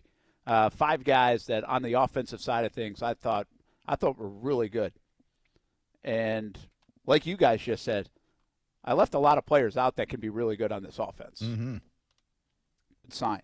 Yeah, it's something defenses can't do, but technically we can. So, do you want to know about the defense? I would love to. How would you know, though? No one was over there covering. Yeah, there's only. Yeah, I mean, You'd have to go to Twitter to find we out might all have the to ask information. that Detroit guy. Should we try to get him on? Yeah, should we maybe get him on or call Stuart Weber? I will He's like happily on DM this guy. Floor 2 right now. Let him fight one-on-one with every single Jags fan who's on the stream and who would call the show. Just take them each. By the way, debate for might 2 not be a minutes. Go on Might to not the be a next bad one. idea. Give him a holler. It might not be a bad idea. Defensively, again, I was on the offensive side most of the time. Weber was doing a great job tweeting away, so if you want the defensive side, you could see a lot of that blow-by-blow.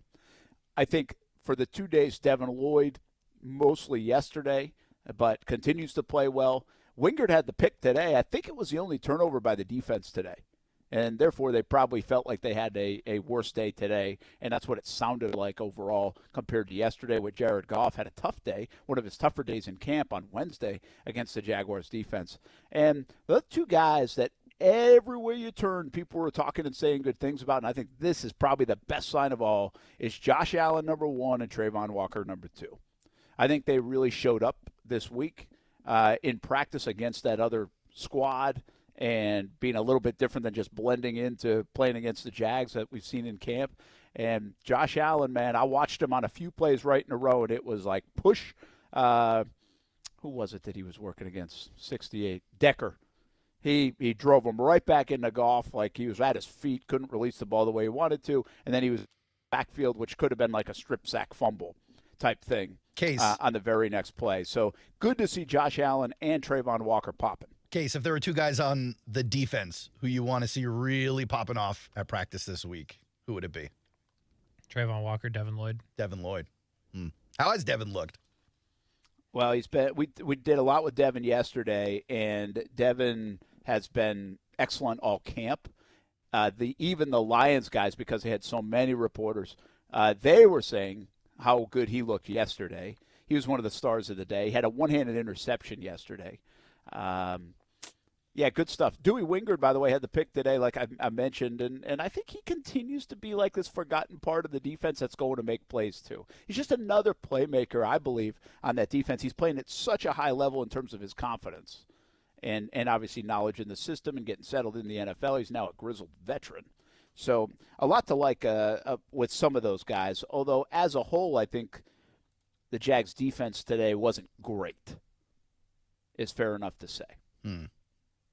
And listen, you're going against an offense that was averaging, what were they average, like 28, 29 a game? I mean, they were amongst some of the leaders in the league in scoring, yeah. But they also, it's you almost want to win the day today again if you're the defense, because they didn't have St. Brown or Jamison Williams. So, like, who's beating you? And, well, they did get beat on occasion. Marvin Jones had himself a nice day. I saw him grab about 3 or 4. Nice. You like to see him still doing good work out there. Marvin Jones is a good guy. Absolutely. We can cheer for Marvin. Hey, Brown, what was a special team situation?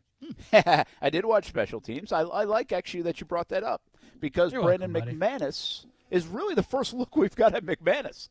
They didn't kick him the other day because of the whole snapper situation. And McManus today was just drilling it right center cut. I mean, in a pretty good swirling wind out there at practice. But I think he kicked one.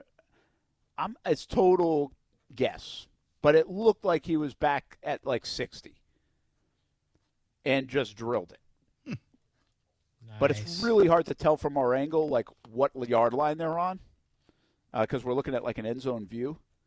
And but he hit a handful in a row, and he might have even had a few more even before that, and there were no doubters. Now, McCourt's a guy that I like from last year. They kept him on the practice squad, backup kicker. He did have one that like would have put. I thought of the head mitt right away. Wait, they let him go to Detroit? Yeah, man, he goes to Detroit. He's on the practice squad. Oh, and okay. He actually looked good most of the day, but he did have one that almost hurt somebody. Huh. If only it would have been that one guy. He did have a something that almost landed someone in concussion protocol. Yeah, I tweeted this too. I was like, the Jags have now 2 kickers, I think, that you could trust to make them. Because I think they liked McCourt. I thought they were signing McCourt, and then all of a sudden they signed Riley Patterson last year. Remember that? Yep. Yeah, they like McCourt just enough to not let him kick. But they stashed him. Yeah. Like, yeah, we want stash you him. here, but we also don't necessarily want you to kick. But does the rest of the league not know about him? Because they could have easily have scooped him up off the practice squad. He's a bit unproven, of course. He's a young guy. But who'd they play last? Atlanta last year, right, in the preseason? I remember doing an interview with James McCourt, and I was like, "Hey, man, you're on the team." Brent was like, "Good job, buddy. Way to go, man." I was like, Congrats. "You just made the team. Like, we haven't been able to find a kicker around here. We made a head commit commercial. Media members are getting drilled by the kickers. Yeah, it's dangerous out there. You just did a great job this week in practice sessions and in the game, and you're the kicker. Like, I basically crowned him the kicker." Cool. You think he still thinks about that? I didn't I'm sure he say does. it to that degree. But I remember the interview. And he was excited, man. He was like, "Yeah, this is great. Like, I did my job, you know." Like, he's like, "I did it." Like, the next day, they go get Riley Patterson. Yeah, like, what are we doing? We finally figured this thing out. And now you went and got Riley Patterson. They did figure this thing out, just Riley Patterson. They knew they wanted Patterson, so they stashed McCord on the practice squad, and then they figured it out again with Patterson. And Patterson's fantastic. And what do they do in the offseason? They say, "See you, Patterson. We're getting another kicker." We couldn't get a kicker right around here for 3 years, and now the Jags are like 3 for 3 in their last 3 selections. It does feel like back in the day you had a kicker for a few years regardless. And now it's like every year you get a new kicker unless they're a Pro Bowler. We know for sure they're 1 for 3. I don't know if we should count McCourt as a 2 for 2, and we haven't seen McManus kicking a game. They might not, but I do. I had the guy making the team. Yeah, you're the only one, clearly. He put him on the team, yeah. He had solved the riddle. My favorite part about this whole thing is like they stashed him on the practice squad, guys. Nobody knew about it. Like, what are we doing here? It's a kicker. Yeah, but hey, why would they keep the kicker? Like, they got to see something in him. Yeah. Like, why would you put they kept him on the practice squad, Kasey, for the whole year. I know. I remember. It's been a whole year. And but they're still here. Yeah, and he's here, and if McManus stubs his toe, they'll run him out there. But other than that, like, you're on the practice squad, I wonder if they trade him. What if you could trade him? A kicker? Like, do you for show what? that? They traded Riley Patterson, who made a game winner in the playoffs, for a 28 7th rounder. You remember this? You want to talk about a GM who's got to break news about a bad investment to the owner. Go in there and tell him how you gave up a 3rd rounder for a kicker. Well, it's not a 3rd. It's a 2029 now. 6th rounder. It's a Gatorade cooler. Picks. Honestly, it's an ice machine. No offense, but hey, you got to showcase that guy the next couple of weeks and try to get a 6th rounder in 2029 as you open the new stadium. A little bit. McCourt, man. Hey, man, when the Jags in 2028 or whatever it is, 29, whenever that damn pick for Patterson comes through, and they get one for McCourt, and they turn it into some Pro Bowl guy. The genius of Trent Baalke after a couple of Super Bowl titles is going to be incredible. It would be a wild story. Did you hit story. your head at some point in Detroit? It would be a wild story if that pick ended up being something special. They won't even make the pick. Do you think they'll trade it? Of course they'll trade it. Cash it in for some tickets after skee ball or something? Something like that. I think I saw somewhere on Twitter today somebody tracked the whole Laviska Shenault trade, and part of that trade was like the 7th round pick or something that got Cooper Hodges. Oh, great. Worked out. Did it? Maybe. They drafted Laviska in the 2nd round. Okay, but if you didn't have Cooper right now, you'd be like, man, we got some serious depth issues. No, I wouldn't be saying that. Oh, okay. Can he play tackle? Put him at tackle. He can actually play tackle. Then why wasn't he at tackle? Put him at tackle. They're stashing him. They're stashing him. They're stashing guys in the Jackson. secret weapons. Jackson, so you guys aren't used to this being so good that you just stash people. Yeah, Kasey doesn't understand. I never heard of anybody stashing a kicker that's never kicked in a game. It's one heck of a stash. Brent Friends on ESPN 690. The guy that owns the team's got a heck of a stash. Yeah, he does. We'll be back.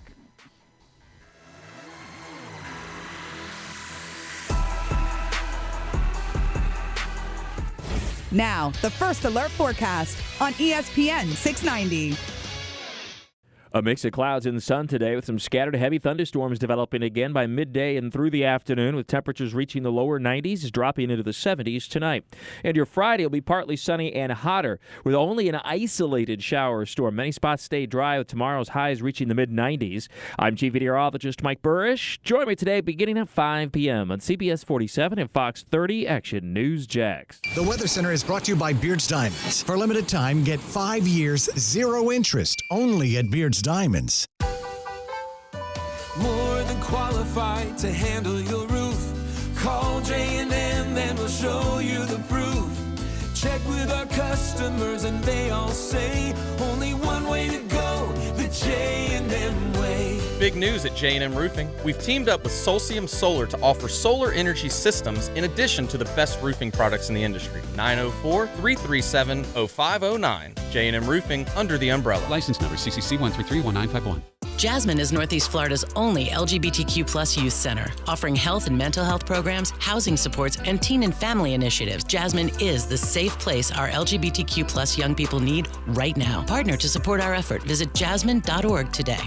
Have you seen your financial freedom wiped out by stock market volatility? It's Rich Jones. Consider investing in real estate funds from DLP Capital. Don Winter is CEO and founder. DLP Capital has provided our investors with consistent double-digit returns by investing in cash-flowing residential real estate. For more than a decade, we have had zero losses, little volatility, and have shot above our return targets in all of our investment funds. Plus, we offer monthly distributions and tax shelter opportunities. To get your investor's guide and learn more, dial **invest on your cell phone or visit highyieldreturns.net.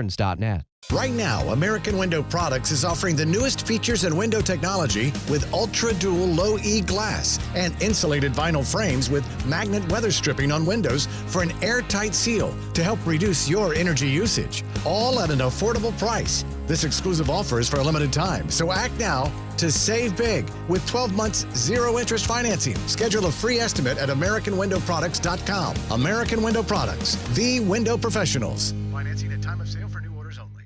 Shop the Beaches Green Market this and every Saturday from 10 a.m. to 2 p.m. at Penman Park on Penman Road for fresh local fruits and vegetables, plants, meats, eggs, baked goods, honey, wellness products, and so much more. EBT cards welcome. Diglocal.org for more info.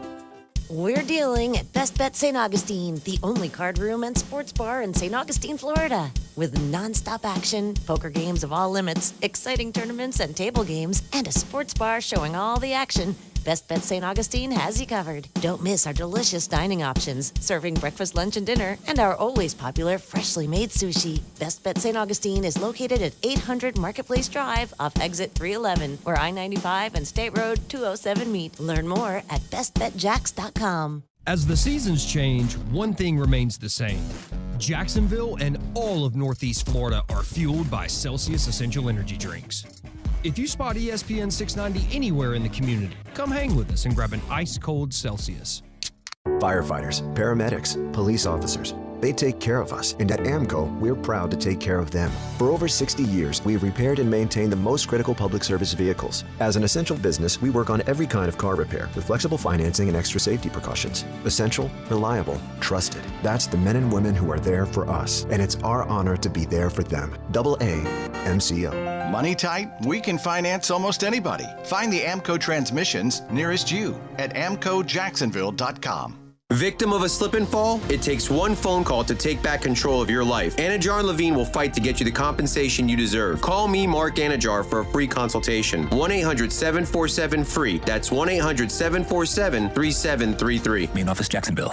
Jaguars football is right around the corner. After an exciting playoff run last season, optimism is at an all-time high. Tailgaters is right across the street from Everbank Stadium, offering clean, permanent restrooms, food options, a full liquor bar, and all parking spots are on well-kept grass lots. Every game at Tailgaters is a championship experience. Demand is high following last year's historic season, so spaces are very limited. Secure your parking today at tailgatorsparking.com. If you wait, you're going to miss out. tailgatorsparking.com.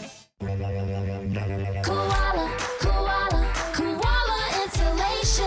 Hey, this is Bruce. And I'm Carrie. We're the owners of Koala Insulation. It's a great time of year to invest in energy-efficient improvements to your home. With our competitive rates and new tax credits for insulation upgrades, you can get huge savings to improve your insulation today and see long-term savings every month going forward. Give us a call and set up your free evaluation at 679-6282 or find us online at koalainsulation.com.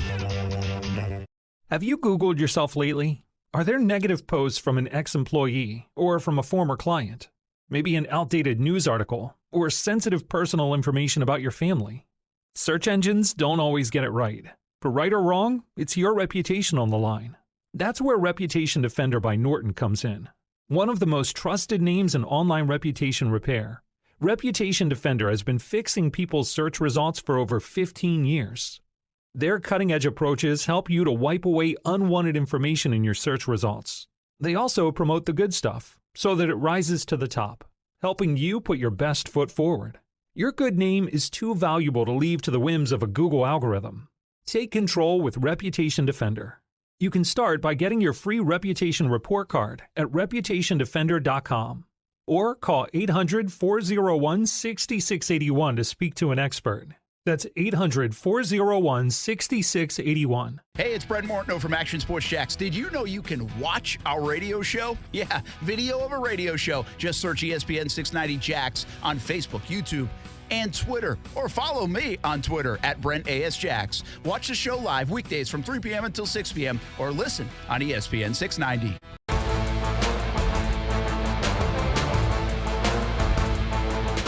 Welcome back to Brent Friends, ESPN 690. Aaron Schachter, Kasey Kurtz here in the palatial ESPN 690 studios in lovely Jacksonville, Florida, versus Brent Martineau, TV's Brent Martineau. He's in Detroit. Yeah. Doing his thing, being one of only 2 or 3 people from the local media contingent covering the Jaguars.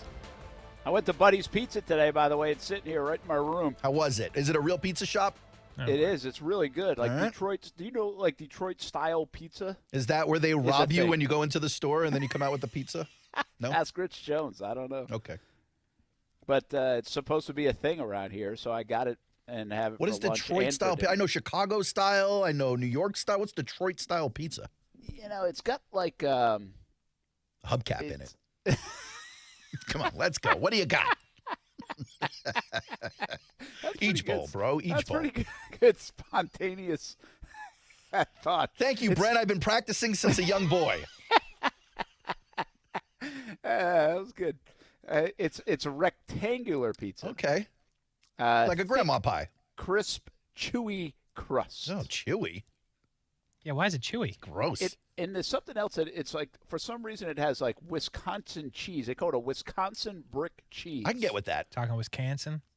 That's tasty cheese now. Yeah, it's pretty good. You know, it's very good. I've had a couple pieces already, and it's good. Is that on the diet, Brent, or no? No. No.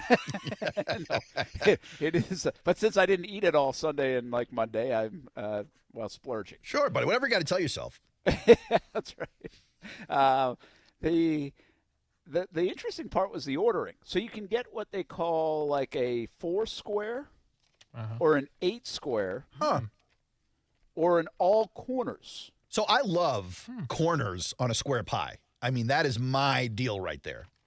More crust, the better. Yeah, the corners are good. Now, the 4 corners or the 4-piece or the 8-piece, whatever that is the same size pie, just bigger slices, or is it a smaller pie? No, I think 4 is like the small, Yeah, and then 8 okay. would be. And so, but then, so Isn't the what 4 I got, all corners? I honestly didn't even know what the hell like all corners meant. Oh, It means all the corners. Well, Thanks, now Case. I know. Appreciate that. But it's basically ordering like wings with all drums if you want them, right? Yeah. Well, so that's how it came. I basically got 8 pieces of pizza, all corners. That's so dope. So you walked up there and ordered something you had no idea what you were about to receive? Is No. what you're telling me? Well, it's No, I pizza. didn't- I mean, how bad I can ordered it get? online, by the way, and had it delivered. So What are you, a modern man? Got a lot of checks. I got a lot of checks. You I paid want some of this delivery. Detroit-style pizza now. I gotta. Yeah, look it's into good, man. this. It was really good. And it's not done yet. I'm not bringing any back, but it's good. I wonder if Rich Jones is a big Detroit pizza fan. I'm sure he'll text in a few minutes and tell me all about But it. I'm a little disappointed in Rich. Because is his parents. Rich will tell me the last couple of times I've been to. That's tough. That's tough, man. Rich has had a good career. He's a That's good buddy. usually, that's usually reserved for you, Kasey. Look, I swing because I love guys. Rich will tell us, like he jumped in yesterday on our ginger ale conversation, which really took the show to new heights. Cool. And but That he was always, awful. He's like, "Hey, you're going to my hometown.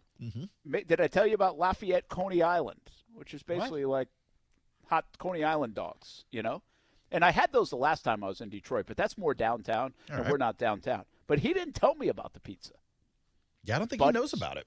Yeah, You might I have think there's discovered another one called Jets. Somebody said that's from around Jets here. Pizza is okay.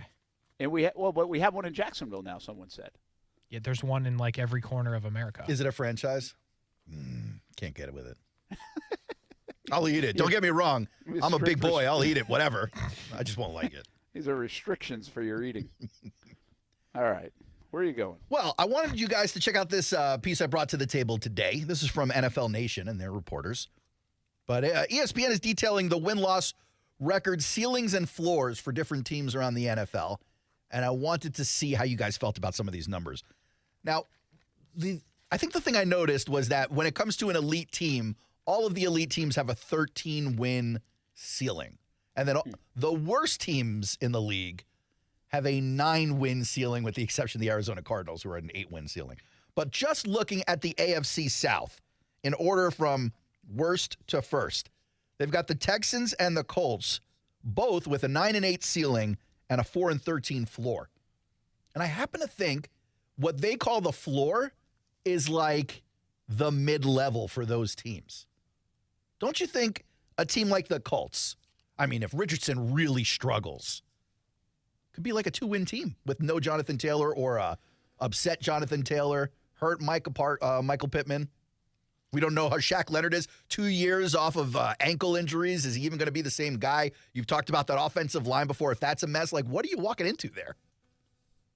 Yeah, I think that's a lot of ifs. Like, I think Jonathan Taylor is going to play at some point, right? I don't think everybody's going to get hurt for the Colts. I think they have a good enough football team. Like, this is not the Rams roster. This is not like some Jags rosters that we've seen. You know, it's hard to win in the NFL, but it's also really hard to just win like 1 or 2 or 3 games, too. The way the league is, it's really hard. ESPN and NFL Nation, by the way, say your Rams, the ceiling is 10-7. What? 10-7? 10-7. The floor, 5-12. Better team than the Colts and the Texans, according to ESPN. The floor for the Rams is only 5-12. What are they smoking? How about the biggest X? If I asked you guys, what is the biggest X factor for the Rams, without being a local reporter there and not knowing who the third string left tackle is and what issues they have in their safety room? Wouldn't you think like Matt Stafford's health maybe might be the biggest X factor? Or the running game, like what happens there? Sure. They say the biggest X factor is linebacker Brian Young. I don't get it. I don't get it. In any case, Houston Texans, ceiling 9-8, floor 4-13, according to the piece. Biggest X factor, Dameon Pierce. Is he who we saw he was up until the injury last year, or will he come back down to earth with more time in the league and more time on tape? For the Colts, a little bit of the same. 9-8, 4-13 being the ceiling and the floor. They say the biggest X factor is Shaq Leonard. I don't know if he's the biggest, but I think he's a big one. Yeah, I mean, it's a big one because they didn't have him last year, and he's coming back from this back, which never healed properly, and he's a machine when it comes to turnover. I mean, he's a difference maker. But I don't know how you could look at the Colts and not say Anthony Richardson is the biggest X factor. Yeah, I mean, I think my guess is a lot of people try to get away from the quarterback here because the quarterback's the X factor on every team. That's fair. So then if I said to you, the Titans, what do you think their biggest non-quarterback X factor is with a ceiling of 10-7? I can get with that. And a floor of 5-12, I can get with that as well. Judging by the other one, it's probably a backup safety. It's their offensive line. And you go, okay, that kind of makes sense. Yeah, I think that's good. Yeah. Especially after the issues they had last year and the fact that they got 2 or 3 new guys on it. They really tried to rebuild that thing.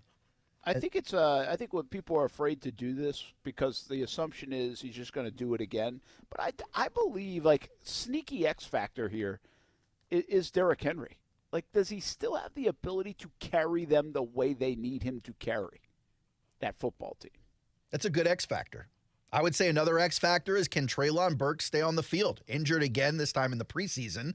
He was injured last year, spent a little bit of time off the field. Not having the best camp. The guy needs to be on the field with Tannehill and, quite frankly, with DeAndre Hopkins.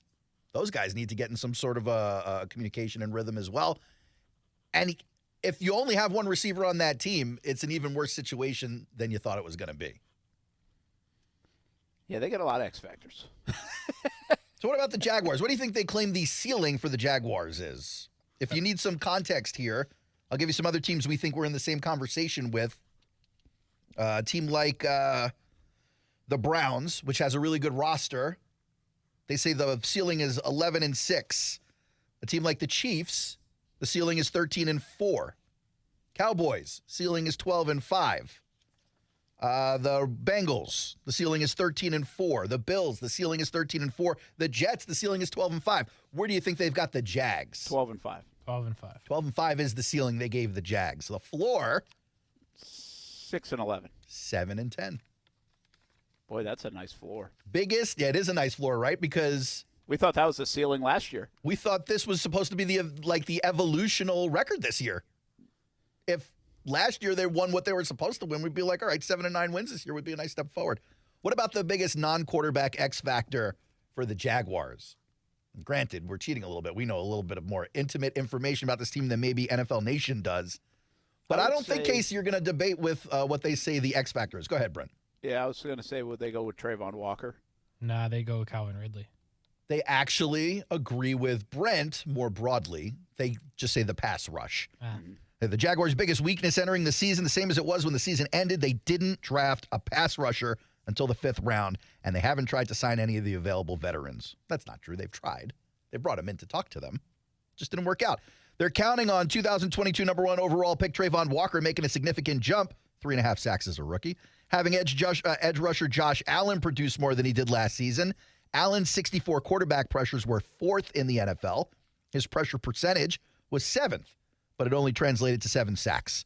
One thing that would definitely help, not playing from behind as much. Like you said, Brent, the Jaguars trailed in 9 of their last 11 games, won 7, including rallying from 27-0 to beat the Chargers in that wild card playoff game. Does anyone remember that game? Weird. That was good. Yeah. It was a good game. That's what Michael Duraco says. Not for Brandon Staley. So 12-5 is the ceiling. I can't believe what you said about the Rams. I can't get over it. I mean, 5-12 is the floor for that team. There are a few of those questionable, like the Raiders. Stafford interestingly might not enough, have a neck anymore. Like, I mean, that's what I'm saying. They say the Raiders' floor is 5-12 as well. I think it might be lower. Yeah, it's like, what's the lowest floor they have for anybody? It would be Arizona. The lowest ceiling they have is Arizona at 8 wins, 8-9, floor at 3-14. Yeah. Okay.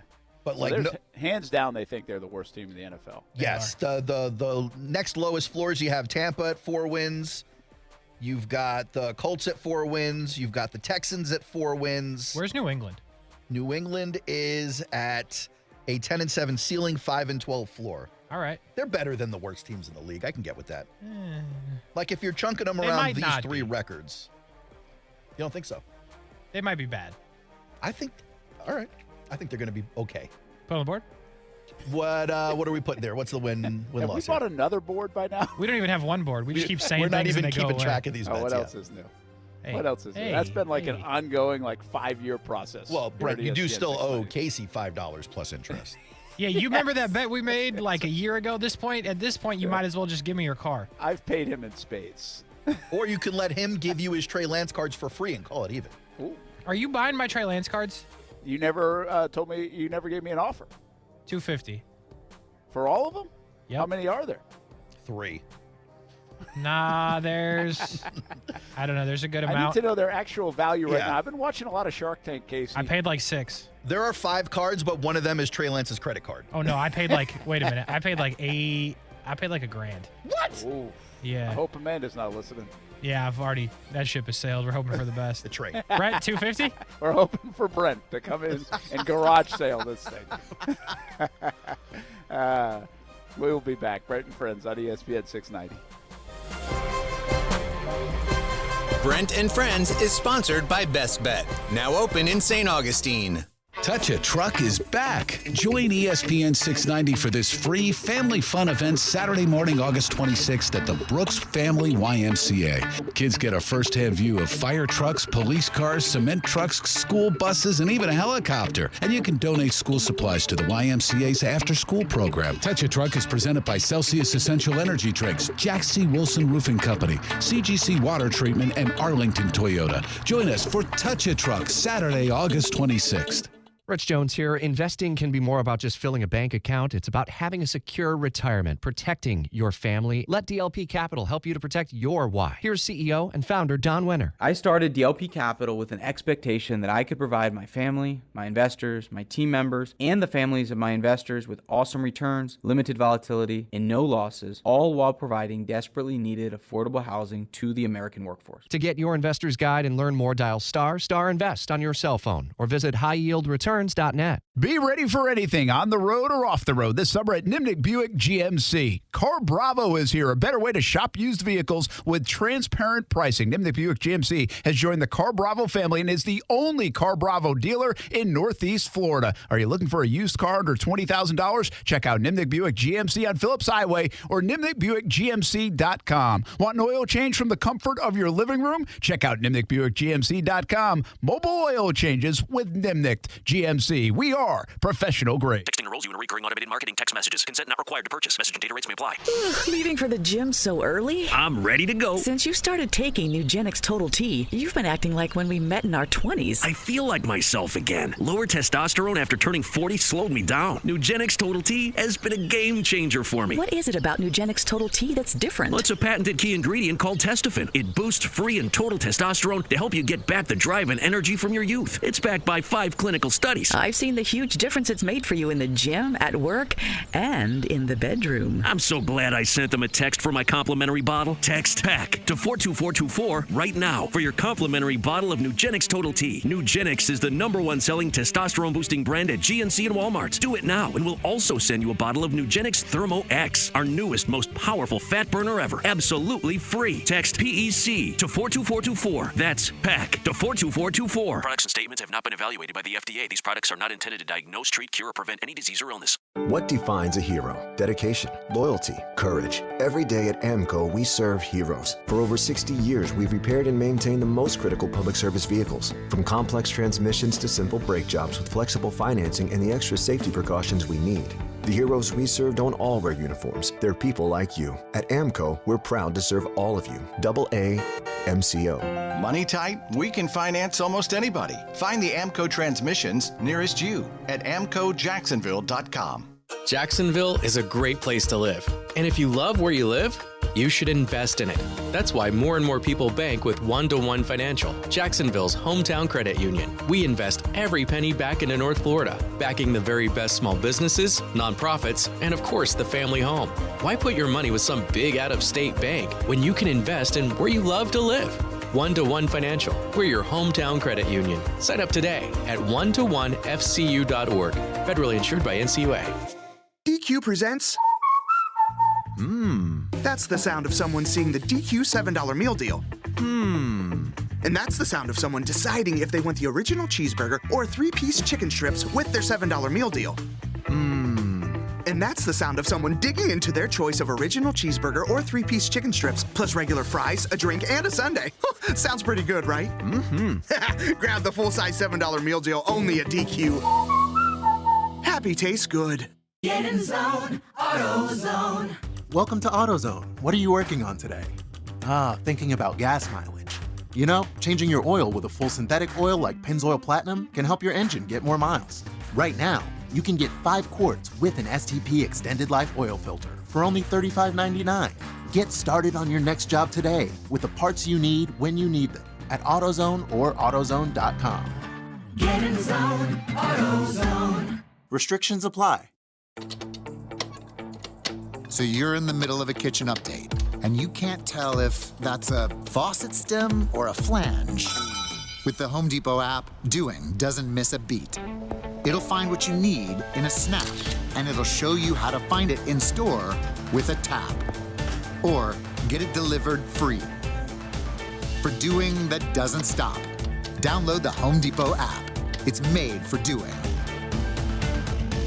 Action Sports Jacks. Watch, listen, subscribe. You can watch us on CBS 47 and Fox 30. You can listen right here on ESPN 690. And you can subscribe to our YouTube and podcast, Action Sports Jacks on ESPN 690. Action Sports Jacks. Watch, listen, subscribe. Brent Martin along with Aaron Schachter. Kasey Kurtz here on a Thursday as we get toward the end of the week in Detroit. Overtime with Kurtz and Middleton on deck. Yeah. Jacksonville Jumbo Shrimp immediately following that. Yeah. Got some Yankees-Red Sox coming up this weekend on ESPN 690. Cashman catching some heat online, huh? Oh, finally. Did you guys see the tweet that was it was like the Yankees immaculate grid? Yeah. They all just said suck. I saw a different version. Yeah, I saw the Brent version. Oh, I didn't see that one. And it was all Yankees logos. It was great.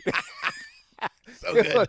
It was pretty good. Yes. It's like funny how I obviously Red Sox guy over here, and you could be like 11 and a half games out and still just like smiling with glee. Yeah. I had this T-shirt in the 4th grade. It's like I love 2 baseball teams, the Mets and whoever's playing the Yankees. Come on. Did you really have that? Yes. I've seen those. Yeah, they're great. Yeah. It is pretty amazing how bad the Yankees are. That's fantastic. It is good. It's soul cleansing. Baseball's funny like that. It's just, but I guess I'm not awfully surprised. I agree with so many, probably of the Yankees fans right now. Like, what did they do to get better in the offseason? Well, they thought they did. They got Rodon. He just hasn't pitched. Yeah, and they continually add moves, but one guy ain't making just that difference, Kasey. Like, my problem is with their problem's the lineup. Their problem isn't even pitching. Their problem's the lineup. They can't hit. Right. Well, I mean, also their biggest addition was not losing Judge.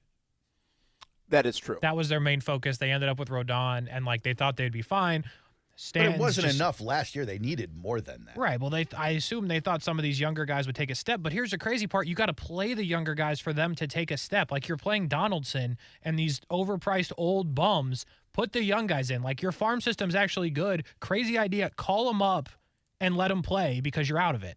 I think they'd be like 15 to 20 games under 500 if it weren't for their bullpen. Yeah, them boys are cooking. I mean, the bullpen's really good. They got they have one of the most dominant bullpens in the game. Shout out Clay Holmes. They just can't. You know what else is weird? Is there another team out there that, like in sports, that is associated with hitting or a certain facet of a game? So the Yankees, the Bronx Bombers, man, Murderers Row, like, it's weird that the Yankees can't hit. The Rays are associated before with all the shifts and stuff. Okay, like the analytics part of it, but not it's hard to say in football. But because there's the Ravens play defense. Okay, good call. That's good. Like the Steelers and the Ravens. Like if they're not physical, if they had a softer team, a finesse, explosive, more finesse team, that would be weird. Yeah. I'll give you one that was weird to see, but it worked. When Alabama adjusted to the new wave of college football and started scoring 40-plus a game and even giving up 30 at times, that felt odd because they used to never give up more than 14 points a game. Yeah. Under Saban. The difference here is the Yankees can't hit, and because they can't hit, they stink. Yankees lose. Stink. Football at 5 coming up next. You'll hear from Marvin Jones, and maybe even Trevor Lawrence if you missed it earlier. Just a few questions with Trevor today and what he had to say about the couple of days practicing against the Detroit Lions. It's on Brent Friends on ESPN 690 next. We're dealing at Best Bet St. Augustine, the only card room and sports bar in St. Augustine, Florida. With nonstop action, poker games of all limits, exciting tournaments and table games, and a sports bar showing all the action, Best Bet St. Augustine has you covered. Don't miss our delicious dining options, serving breakfast, lunch, and dinner, and our always popular freshly made sushi. Best Bet St. Augustine is located at 800 Marketplace Drive off exit 311, where I-95 and State Road 207 meet. Learn more at bestbetjacks.com. Firefighters, paramedics, police officers. They take care of us, and at AMCO, we're proud to take care of them. For over 60 years, we've repaired and maintained the most critical public service vehicles. As an essential business, we work on every kind of car repair with flexible financing and extra safety precautions. Essential, reliable, trusted. That's the men and women who are there for us, and it's our honor to be there for them. AA MCO. Money tight? We can finance almost anybody. Find the AMCO transmissions nearest you at amcojacksonville.com. ESPN 690 is home for the Florida Sportsman Fishing Show hosted by Captain Rick Riles. Tune in every Saturday morning from 7 to 9 a.m. to find out what's biting now. Fishing so fresh, you can almost smell it. Meridian Waste wants you on our trash team, hiring CDL drivers, helpers, mechanics, and dispatchers at the Meridian Waste hiring event, Saturday, August 26th from 8 to 2, 2078 Lane Avenue North, Jacksonville. 2 forms of ID required. Discover how good your water can be with the new Connecticut softener and drinking water system. Connecticut's twin tank non-electric softeners are the most efficient softeners available, and their drinking water systems remove up to 99% of contaminants. This month, you can get 50% off a Connecticut K5 drinking water system with a purchase of a Connecticut Premier Series softener. If you're not filtering your water, you are the filter. Don't be the filter. The experts at CGC Water Treatment and Plumbing will test your water for free and provide solutions that are right for you and your family. Imagine having clean, clear, purified water at your home. No more plastic bottles, no more waste, just great tasting, purified water that you can trust. Call 904-552-1242 or visit cgcwater.com. 904-552-1242 or cgcwater.com. Financing options available with approved credit. CGC Water Treatment and Plumbing are proud partners of the Jacksonville Jaguars, and I'm a proud customer of CGC Water Treatment and Plumbing, an authorized independent Connecticut dealer. Florida license number CFC 1428211. Do you have heart failure and often hear, "Those stomach issues ruined your birthday"? "You're too tired to play catch, Grandpa." Sweetie, you haven't touched your tools since the carpal tunnel syndrome diagnosis. if these seemingly unrelated symptoms sound familiar, talk to your cardiologist. Ask about transthyretin amyloid cardiomyopathy, or ATTR-CM, a rare and underdiagnosed disease that gets worse over time. Learn more at connecttoyourheart.com. That's connecttoyourheart.com. Sponsored by Pfizer. You know that Big Bargain detergent jug is 80% water, right? 80% water? I thought I was getting a better deal because it's so big. If you want a better clean, Tide Pods are only 12% water. The rest is pure, concentrated cleaning ingredients. Ooh, pass me the intercom thingy. Attention shoppers. If you want a real deal, try Tide Pods. Don't pay for water, pay for clean. If it's gotta be clean, it's gotta be Tide Pods. Water content based on the leading bargain liquid detergent. I'm Doug Brown. In an Ohio courtroom today, Joe Mixon of the Bengals found not guilty of aggravated menacing. That case stemmed from an alleged road rage incident back in January, the day before the Bengals beat the Bills in the divisional round. Lions coach Dan Campbell says there's a good chance wideout Jamison Williams will miss the rest of the preseason with a leg injury. He'll also be serving a 6-game suspension to start the regular season for violating the league's gambling policy. Now that Colts running back Jonathan Taylor is out of camp again, this time for a personal matter, what can the team expect from him?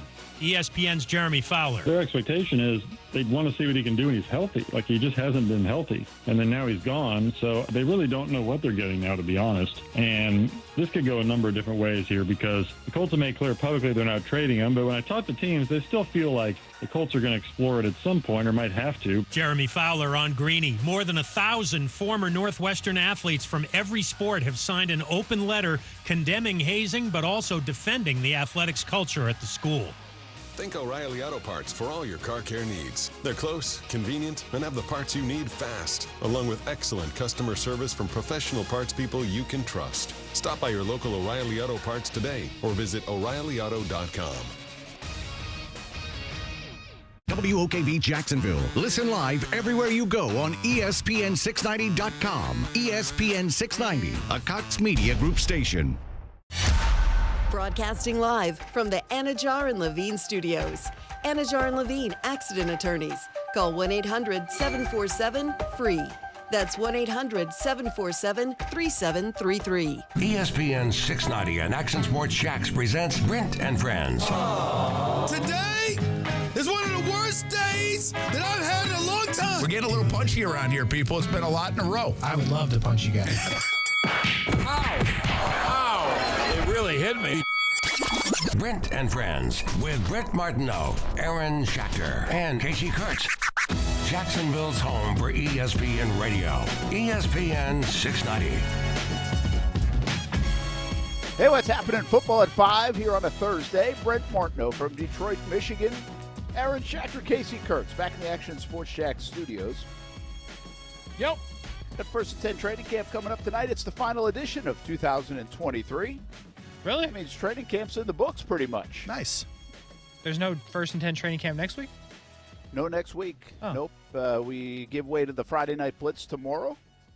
And that's just a preview edition. Next week, we'll have our first Friday Night Blitz, and right here on ESPN 690, Blitz Scoreboard Show fires up as the high school season starts for real. Brent, that's next week on the radio. That's next week. Okay. Yeah, I said that. I thought he said that too. I was just confirming. I don't know. I got kind of lost. I was like, I'm not available on Friday. Yeah, you mean tomorrow? Yeah. Yes. But don't worry. Next Friday, Brent, I am here, buddy. Are you got out, it on Case? the calendar? Well, yeah. Tomorrow's the day we're having steaks for lunch. I guess you're going to miss that. No, I'm here. Oh. I'm He means late tomorrow. Yeah, like if there was like a 9 p.m. show, I was. Got it. Brent, I'm out, buddy. But we're having steaks tomorrow? No. Now we got to move it. We got to move it to a different day? We got to move it to a different day. Gotcha. We want you to be able to digest it during the Blitz Scoreboard Show at 9 o'clock. Yeah, I got caught on that one, didn't I? Yeah, you did. Big time, buddy. They got you. We got everything fired up and ready to go, and now we're just a few weeks actually, short weeks away from the regular season. College football absolutely getting ready to go, and we'll talk much more about Florida State and LSU to open the year coming up for the Noles. It's a big first month for Florida State with that game and Clemson on the horizon as well. So it should be a lot of fun as we turn the calendar into September soon enough. How hot is it in Jacksonville today? It's less hot than it's been because the sun wasn't really making too much of an appearance today. A lot of rain today, Brent. Okay. I heard somebody say yesterday it got down to like 76 degrees. That had to be the lowest temperature. Who in said about that? a month. Not during the daytime. No, I know. Even at night, I Oh, still yeah. think that might be the lowest temperature in the last Yeah, I think month. it's broken a little bit, but then I think this weekend it returns with the hot heat. Gosh, crazy. Yeah, man. Might as well stay in Detroit. Just kidding. Why would you do that? Yeah, I'm not staying. I mean, I don't. Case, did you know it gets so cold in Detroit they got underground tunnels by the stadium? So you don't got to like walk above ground when you park your car far away from the stadium. You got to walk to the stadium. I did this not underground, but I walked when I went to the Tigers game when I told you guys about the Ferris wheel in the stadium. Mm-hmm. There was like a tunnel from like a covered walkway from like the Ford Field garage straight into the stadium. That's dope. That's great. I didn't know they had that. Minnesota's very good with keeping you can basically go around the city inside. Yeah. Really? Right? Well, you need to yeah. because you get buried in 18 feet of snow. Yes. But there's like That's I don't know cool. if it's Not the snow part. There is a mall, but it's like a mall that lasts for a long. It's almost like a mall combined with a convention center type feel. You're talking to Minnesota. You're talking about the Mall of America? Yes. No, but it's not that. It's different. It's not the Mall of America. There's a second huge mall in Minnesota? Yeah, like downtown. Like there's this like inside area that I believe has some office buildings as well, but Are you also sure? shops. Yeah. No, listen, I know because we went to the Super Bowl there, and the Mall of America isn't like right there in the downtown spot. But to keep everything indoors, then they have walkways all over, getting across from one building to the next. Very much like Indianapolis. Indianapolis is a fantastic city to even host like a Super Bowl and all these other things because even in the winter, you don't have to worry about the snow and driving in and out of it and walking in it. Really, you can avoid the cold for a good bit of Indianapolis. Okay, settle down. Indianapolis Well, you is can. fine. Those You are my can. people, but it's fine. Oh. That's why it's become like it's right in the middle of the country. It's like the convention capital of the United States, it feels like. I enjoyed Indy's That and Orlando. setup. I like their mid. downtown. Indy's downtown was nice and clean. I thought it was a decent setup. Mid. Okay. That's Mid. mine too. It's mid. You know why it's mid? Because it's gray like all the time in Indianapolis. That's true. factual. I'm familiar. But I believe Minnesota and Indy are very similar in basically you can get around without going outside and being 0 degrees for a good portion of the Minnesota. year. Did you find that other mall, Aaron? I think so. Maybe he's talking about the Maplewood Mall. Well, I don't know if they would call it a mall. Like it's basically just like shops after. I mean, they might even have like a CVS in some of these places. Is there an Aeropostale in it? Is Or there a Spencer's. GameStop? Spencer's? Hot Topic? Sparrow, the best New York pizza spot? Does Spencer still exist? Oh, yeah. Yeah, big time. It's like the only thing that still exists in the malls. Like they've got, if there was any of those stores, it's a mall. Foot Locker. Foot Locker, good call. Foot Locker, good call. Got to throw lids in there. Oh, there's definitely a lid. And then you need like 3 Auntie Anne's. Hey, buddy. And then you got them all. I used to work at Antians. Brent, are you talking about an indoor shopping center with over 130 stores, a carousel, kids play area, and food court? Yes, That's there a mall, you go. buddy. Did they call that a mall? That's Maplewood Mall. Is it right downtown? It's in St. Paul, which is right downtown. right on the water. Minneapolis. Right downtown. Sounds like something we should do in private on Google Maps. I think Bachman used to live up there or something. I'll ask him. Let's get back to talking football. Let's do it. We claim to know a thing or two about that. Well, you do. Yes. You should have just seen this camera shot in golf. I'm sorry we got to do this. Oh, my goodness. This you're going to love this, Brent. You got to go back and find this. You guys should work this into somehow one of your shows. So they're like zoomed in on like something that you're not sure what it is, but it's like navy blue, and they start to push out, and you get to find out that it's just Lucas Glover's butt. I don't know why they did this, but like it was like a weird, and then they came out, and there it was. You guys should do that. I have no idea what just happened. Neither do I. Ask the Golf Channel. What did they just do? You know what I'm talking about, between your tweet and this descriptive play on Lucas Glover's butt, I'm lost today.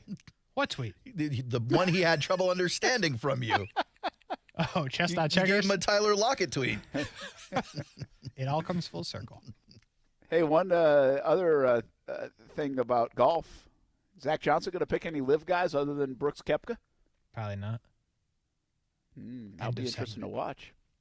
That's it. That was just a quick thought. I got a golf thought, unless we talked about it already. You saw Cam Smith. He won like a purse, like $1 million purse or something like that, and he was like, I'm just setting up generational wealth for my kids. Yeah. It's like, what happened to your $250 million from Saudi Arabia? Well, I think it's kind of part of it. I think he actually won like $4 million. It was like $6. But the part of that is he has no kids. And also, he's got $250 million already. He said, I'm setting up generational wealth for my family. Not with that purse. He's got no kids, bro. Stop buying fishing boats and entering fishing tournaments. Now, if he was trolling reporters as like saying, well, this is the only thing you guys will accept, so I'll say this, then I'm down with it. Let's go. Yeah, he might have been. Brent, you still out on Cam Smith? Yeah.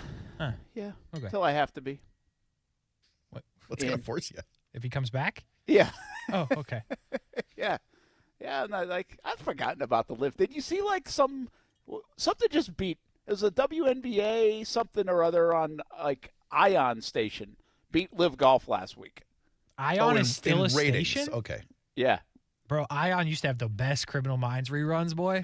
I tell you what. Just so you know, Criminal Minds reruns are the same on every channel that they're No. on. Ion would only play the good ones. Like, they always had that, like, 6-set episode of, like, the Reaper in it. That was awesome. Kasey, do you know that back in the day when there were 3 to 5 TV channels, when a TV show got old, it would go into syndication and reruns, and then when they were done with the reruns and took it off, you never saw the show again. It just went away forever. So what happened to it? Nothing. They put out like the DVD? Well, when DVDs became popular, but that wasn't until like the mid-00s with TV shows. So like you're telling me what's like the earliest TV show? Like Mr. Rogers? Well, like MASH is a good example of a show that's been in syndication for 40 years. So when MASH went off the first time, what happened? They put it in reruns. And then what? And it used to be if you had a TV show, you go 100 episodes, you get the reruns. But I'm thinking about a show like there used to be a show on Fox called Flying Blind or Herman's Head. I used to love watching these sitcoms. They're gone forever. What do you mean? Like there's no DVD? Maybe on Amazon, but like you're not going to find it streaming anywhere. You're not going to find it on any TV channel. They would just go away. That's crazy. That is crazy. They just throw the tape away. They're like, They "Hey, throw good the work, tape team." away. You As mentioned opposed to Criminal Minds. Like oh yeah, an NCIS or something like that, or what's the other one? Law CSI. and Order? SUV, Law and Order. Yeah, Law and Order. Like SVU, pretty sure. Yeah, SUV, what did I say? SUV. SUV. SVU. Yeah. Those shows, like, they are timeless to me. Like, it doesn't matter that they were made in like 2013. So you're saying you can watch NYPD Blue today? Yeah, I don't watch that one specifically, but yes, that's what I'm saying. So if Criminal Minds was on right now from 2006, you'd be fine watching it with like Mandy Patinkin and the boys. I'd be locked in. Mandy Patinkin's the man. I'd be locked in. You're a fan of a procedural. That's a lot of people like. Well, those. and I'll give you another one because again, when I'm at these hotels, you know what I find myself watching for like hours deep into the night? Extra. The Bad Boy Channel. Don't. I should not have open-ended that question. It's the Shark Tank. Yeah, we were talking a little about it. So I'll be watching the Shark Tank, and it'll be like from 2018 or something. Because they'll talk pre-pandemic stuff, or maybe it's 2020. It's from years ago. Yeah. But I'm still like super locked in because I haven't seen it yet. And then the other part that's even better about it is you can go Google how they're doing now. But isn't that the so ultimate it's almost spoiler? like a better way to. Well, no, I watch the show first and then how they're doing now. Well, more so than the work it takes to find out how they've done. I do like the aspect. It's almost like watching old school high school basketball all-star games from the late 90s and going, which one of these guys, ESPN used to run the McDonald's Classic all the time, Case. I'm just trying to figure out how they're the same. Because you'd you'd see like Glenn Rice in a high school game and know that he developed into like this big star. You'd watch Shark Tank rerun from like 06. You're like, oh, I know that product. I bought a Scrub Daddy last week. I knew you were going to use Scrub Daddy. Well, it's a famous one. I know. So is Ring. You can use Ring. Yeah, if you Ring want. too. Sure. Ring was Shark Tank? Yeah. Get out of here. They didn't buy it. They didn't buy into Ring. No way. Mark Cuban said no? Yeah. A lot of these guys go on the show to get the pop, but they don't want to actually sell the company. Do you have a favorite shark? That's a good question. Mine's Mark Cuban. I think I do. I do like Cuban the best. He's the best. Because he's about as real as they come. David St. John is pretty good. He'll surprise you once in a while with like, there's no way he's invested in this, and then all of a sudden he'll just invest in it. Mm-hmm. And he'll even I watched one the other day. It's like, this is called fear of missing out investing. I have no idea what it does or what it's going to do, but I'm afraid it's going to be big, so I'm jumping in. I love that about Cuban. We should pitch him something. Good. I don't know what, but we should pitch him something. Maybe this show. Sounds like we got a shot. I think you're. Hey, what have you made this year? I'm out. I was wondering how you're going to answer that question. Let's talk some football. See if we can grow this thing. Is that what Mark we do Cuban here? will be interested. Cool. He's good at marketing, by the way. He is. Can help us out in the website arena, maybe. Maybe just do a better job than you're doing, Aaron. I'm not doing any job on it, so I think he would. Idgeball. Hey, we caught up with Trevor Lawrence today. First hour, we played a little bit of Trev, but if you missed it, let's do it again, Kasey Kurtz. Just a few questions and answers with Trevor Lawrence about the 2 days here in Detroit and a little bit about the trash talking going on as well between these two teams. It doesn't look like Trevor's going to play on Saturday. We'll see if the other first-teamers play at all. But all the work for this week was mainly put in the last couple of days for Trevor Lawrence. Trevor, did these couple of days meet your expectations? It was great. I thought it was really, like I was just saying, I thought it was really competitive. You see it coming out of both teams, and I thought it's good. That's how this game's played. It's played with a lot of energy and passion, and it's cool to see us, going back and forth and competing. So I think that was great. And then we got some really good work in situationally and threw kind of everything at us. And seeing a new defense, I think that's good for us too. We've seen our defense now for 2.5, 3 weeks, and it was good to see a new team, new looks, new presentations, different personnel, all those things. I think it was really good for us. So as a competitor, you like the yapping. I like it. It makes it fun, and then obviously with Chauncey over there, you get plenty of that. You get a lot of doses of the talking. So it was fun. I think, like I said, it was really intense. Didn't really cross the line too many times. I think that's the big thing is you still want to protect each other. These aren't games. Everyone is trying to get to the fall where the games mean something, and I think that's the big thing to keep in mind is you want to be healthy. So I think we took care of each other. We got a lot of good work in, but the competitiveness was there, and I think that's the big thing. Just talked to Evan. He said you guys you're in sync. Do you feel that way with the entire offense right now? I know it's not a finished product, but yeah, is that a good word for it right now? We're getting there. I think the last 2 days, me and Evan have had 2 really good days. Just us working together in some of the different routes he's ran, just the communication, being in sync, like he said. I thought it was really clean. Just as an offense as a whole, to be completely honest, we got to clean some things up procedurally. We got to be cleaner. We got to be more detailed, more consistent.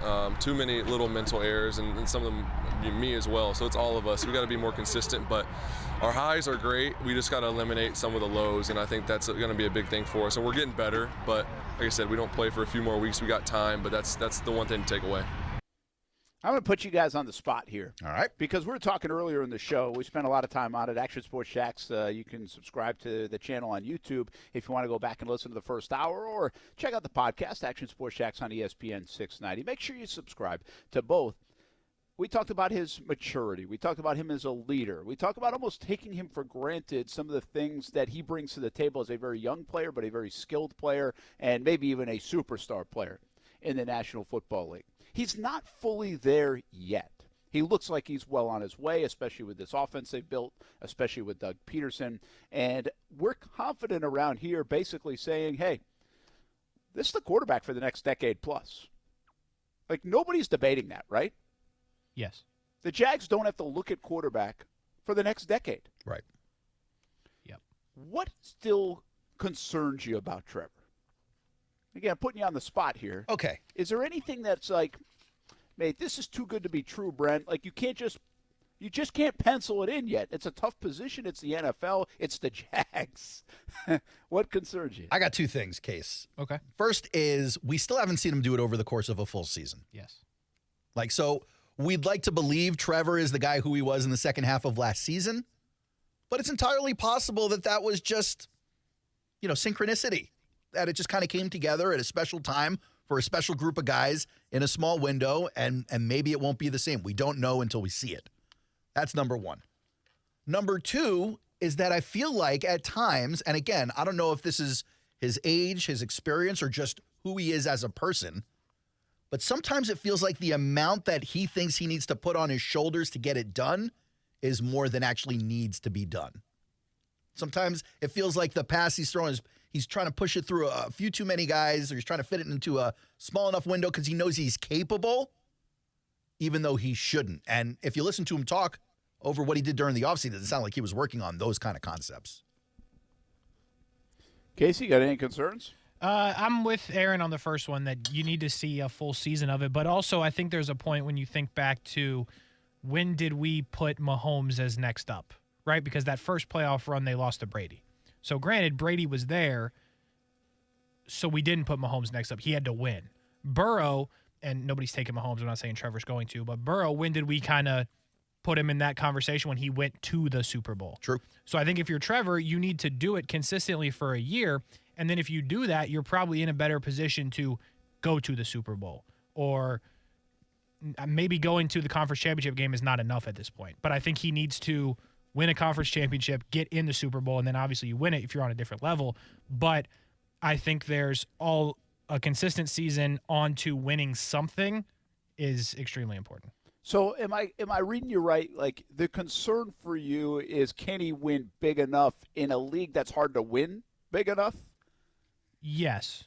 In terms of being like an all-time guy. Yeah, because I understand what you're saying. Like, you've got to win big to get in that group of conversation. You're right. Burrow got there. Josh Allen actually got shoved into that, not only because of his exceptional play, but because the Bills were on the brink. Like, he did not lose that game against the Chiefs. They lost in overtime because they couldn't play defense for 13 seconds and then some.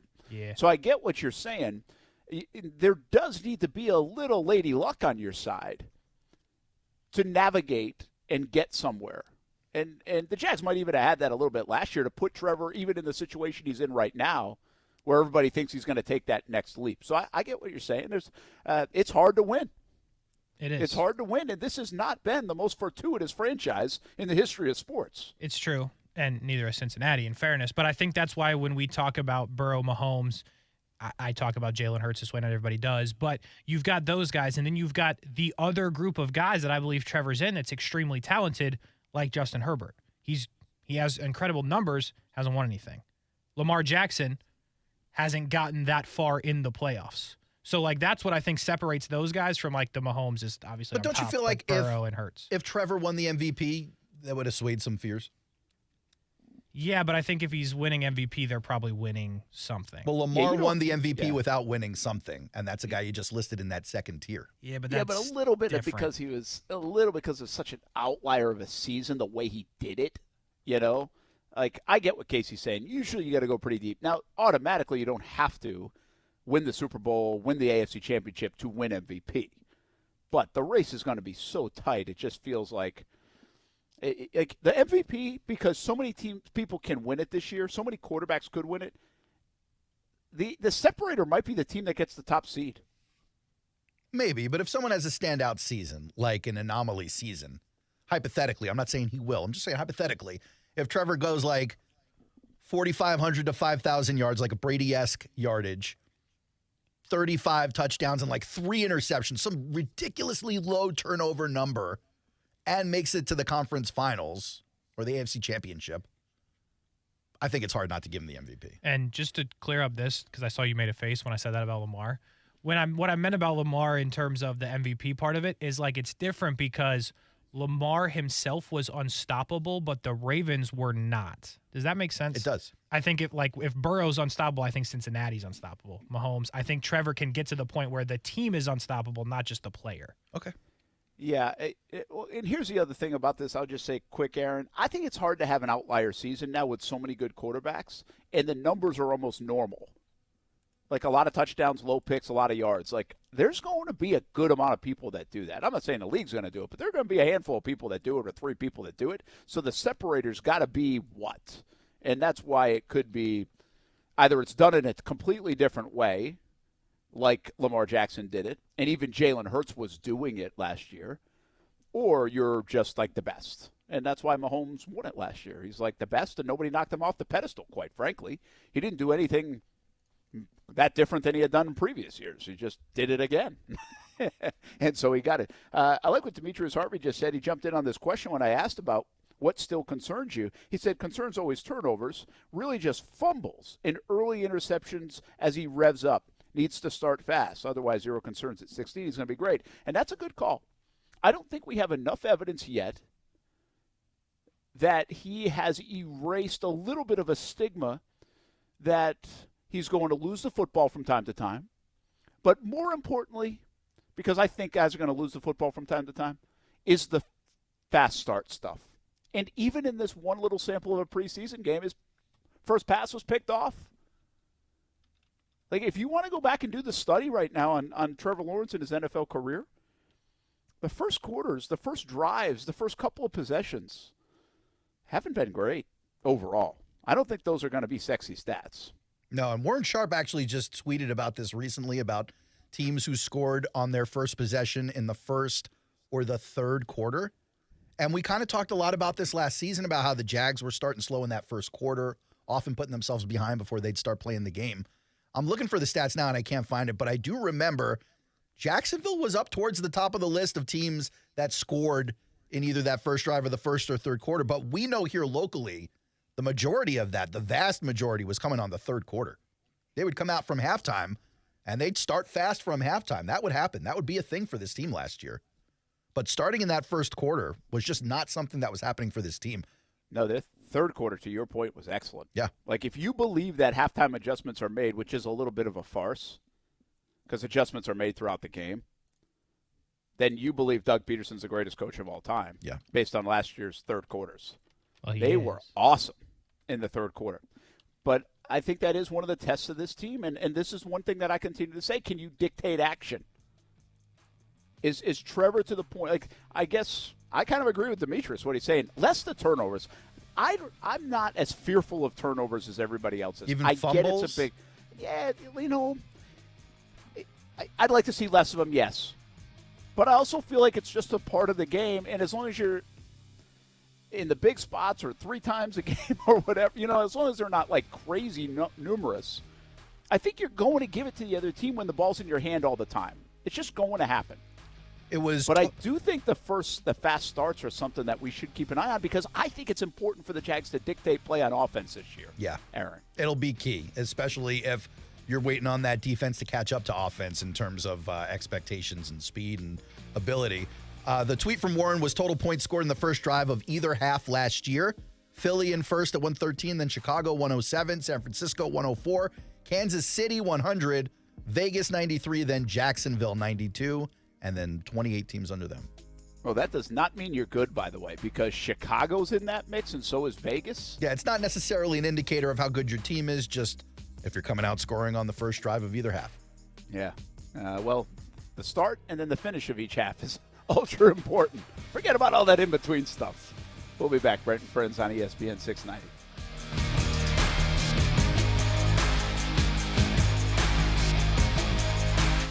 Now, the First Alert Forecast on ESPN 690. A few scattered showers and storms into early this evening, then clearing skies overnight with temperatures in the 70s. Partly sunny and hot for your Friday. Just an isolated shower or thunderstorm, but largely dry as temperatures reach the mid-90s in the afternoon. From the CBS 47 and Fox 30 Action News Jack's First Alert Weather Center, I'm Chief Meteorologist Mike Burrish. The Weather Center is brought to you by Beard's Diamonds. For a limited time, get 5 years, 0 interest, only at Beard's Diamonds.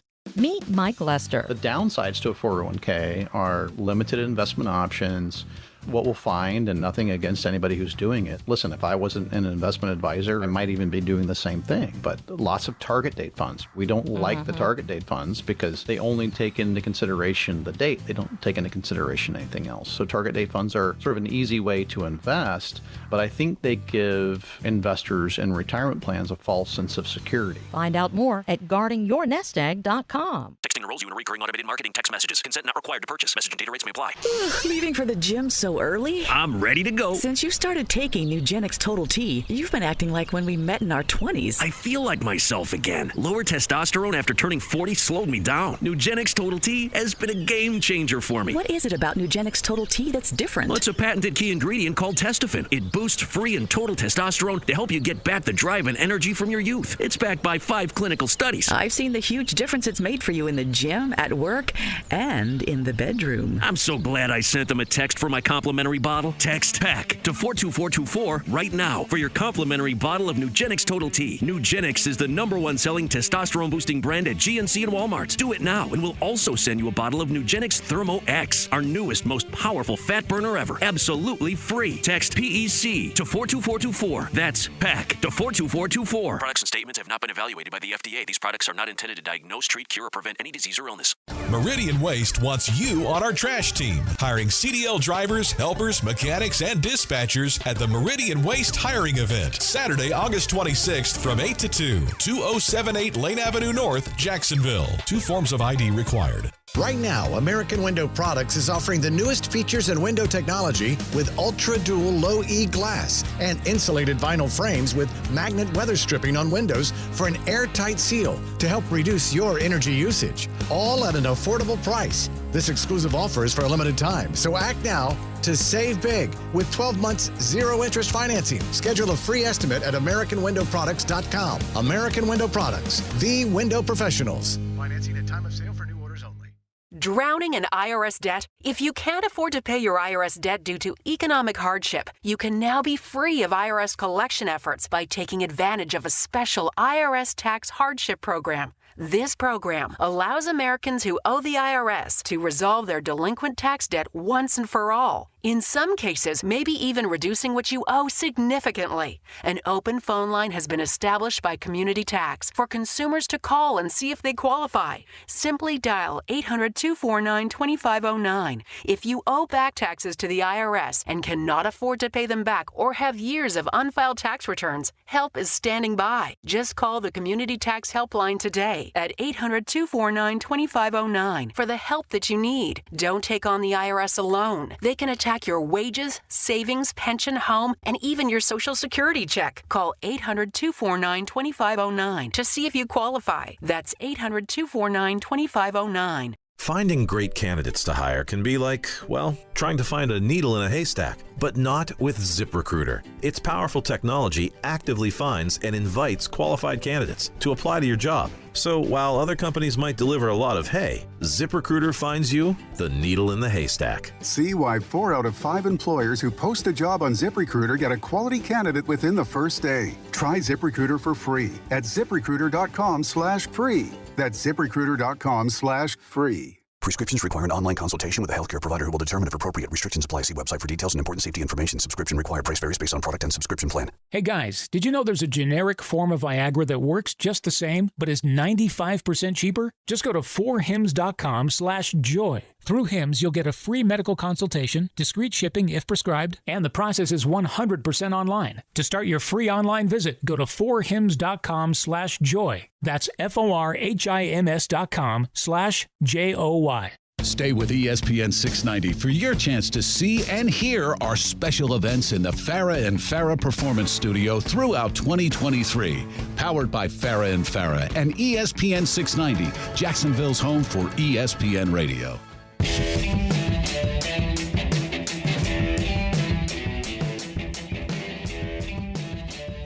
Hey, I think you should play that breaking news thing. What'd you say, Brett? I think you should play that breaking news thing. Oh, he's got breaking news.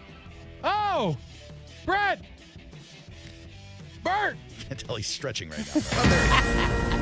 What do you got, buddy? Our reporter friend here in Detroit strikes again. Oh, no. Aaron just emailed him. I did. You did? Did he email me back? Does that mean he's not coming on the show? He hasn't emailed back that he wants to come on the show. What did he say? So Jeff says, weird how many Jaguars fans don't want their media to actually cover their team.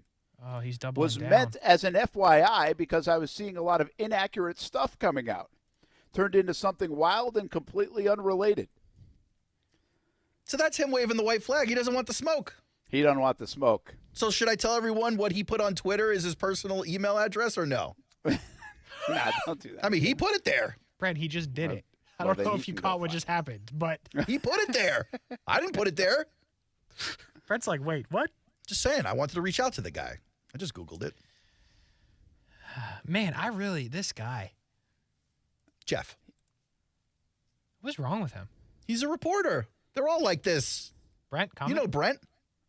They're all like this.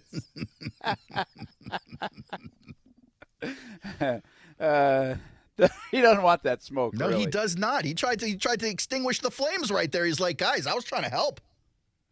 You don't want your here's help. the thing. Let's go back to what he said, and let's really interpret if he was trying to help. Okay. Because if this tweet was meant as an FYI, it certainly had some twist of the knife in it. Maybe towards you as a reporter. No. Not that one. Okay. The first one. Brent, what did he say? He said reporting logistics is how he framed the tweet. He actually put reporting logistics. What a bum. Lions have 2 practice fields. Yep. Thank you. Most teams do. Yep. There's exactly one Jax reporter on the there's exactly one Jax reporter. He really is being a jerk. Like he's being an ass, man. He's like, hold on, let me get a count here, and 1. And on the field where Lions offense going against Jack's defense, and it's been that way all practice. And it's like, no, the way it's been all practice and for 2 days, buddy, is, well, there's been 2 Action Sports Jax reporters, 1 on each field, pal. That's right. We have double the amount you said. So now, instead of being an FYI tweet, he actually takes another shot in his latest tweet within the last hour where he says, weird how many Jags fans don't want their media to actually cover their team. Shot again to the Jacksonville media. Sarcasm, for sure. Was meant as an FYI because I was seeing a lot of inaccurate stuff coming out. Shot to Brent and shot to Stewart and shot to the Jaguars.com folks. Oh, they were saying you were lying. We're lying about stuff. Ooh, Brent, you got to fight this guy. He didn't say you were lying. He said He said you guys weren't getting it right. You guys are not good. So now we got football guy that thinks his eye is better than everybody else's eye. Because every play is up for interpretation to begin with, buddy. Oh, he almost cussed. He almost made me use the dumb button. I know, Brett, he was close. He was right there. That's great. Beauty's in the eye of the beholder, pal. It's a weird thing to say there, but okay, we're with you still. Yeah, well, it is true. It's like you've got to – there's so much that goes on to play, and if you're looking at it from the Detroit lens, like I'll give you an example. I think he tweeted today. Is he losing you, Case? Brett, just be mean to the guy, man. No, I'm going to tell you. You just want him to be more. You got Casey's out. Casey's about to side with the Detroit Here's guy. the thing. Whatever you do here, whatever you're about to say, because we're speaking directly to him now, I assume he's listening. Listen to me closely. Whatever you're about to do and say and break down, you better end it with some mammoth shot that I have to dump, but we'll still make it on the I don't stream. trust you to that degree. Brett, I got you. Okay, then come Just up with end some. it with a ha-ha. Little Everyone stinger. will understand. Give him a stinger, Brett. Here we go. What's the breakdown? I got to find the play that I was looking at him tweeting. I think it was him. Oh, my. You don't even know it's him. No, yeah, I think it was him. Because I was looking back to see if he went blow by blow, like on every play. He just, like, tweeted periodically. He doesn't have the stamina that we do, you know? Yeah. That was weak, but okay. We're here for you, buddy. We're in your corner, but tone it up. That was weak. Brent's throwing ear flicks as haymakers, but we're here for you, bud. Here it is. Kirby Joseph with a nice pass deflection in front corner of the end zone on Ridley. Oh, that wasn't it. My. Holy cow. Here we go. He burnt it. Brent Gardner burnt Johnson nearly had another INT. Great closing burst to the sidelines on Zay Jones. Lions were guilty of illegal contact before the Lawrence throw. So he's applauding Gardner Johnson on a penalty play for getting his hand on the ball. Yeah, that's accurate. Okay, so is that something to applaud, or was there a penalty on the Lions? So what lens is he looking at it? Yeah. Slam it home, Brett. What lens are you looking at? Jeff. Call him a bum. Bum? Yeah! Get on boy, Marno! Yeah, Jeff. Answer Aaron's email one time. We can do this live. Oh, let's do it. Hey, you guys are funny. I like Jeff. Jeff giving us some fodder today. You like Jeff. I don't really like him. All right, there we go. Yeah. How old would you say Jeff is? 342. No, he's not an old guy. He wouldn't have time. He wouldn't care. Nah, he thinks he's Jeff's got to be like in his, I'm guessing, late 20s, early 30s. Yeah, he thinks he's important. No, he thinks he's important. I'm with that. It's kind of like me.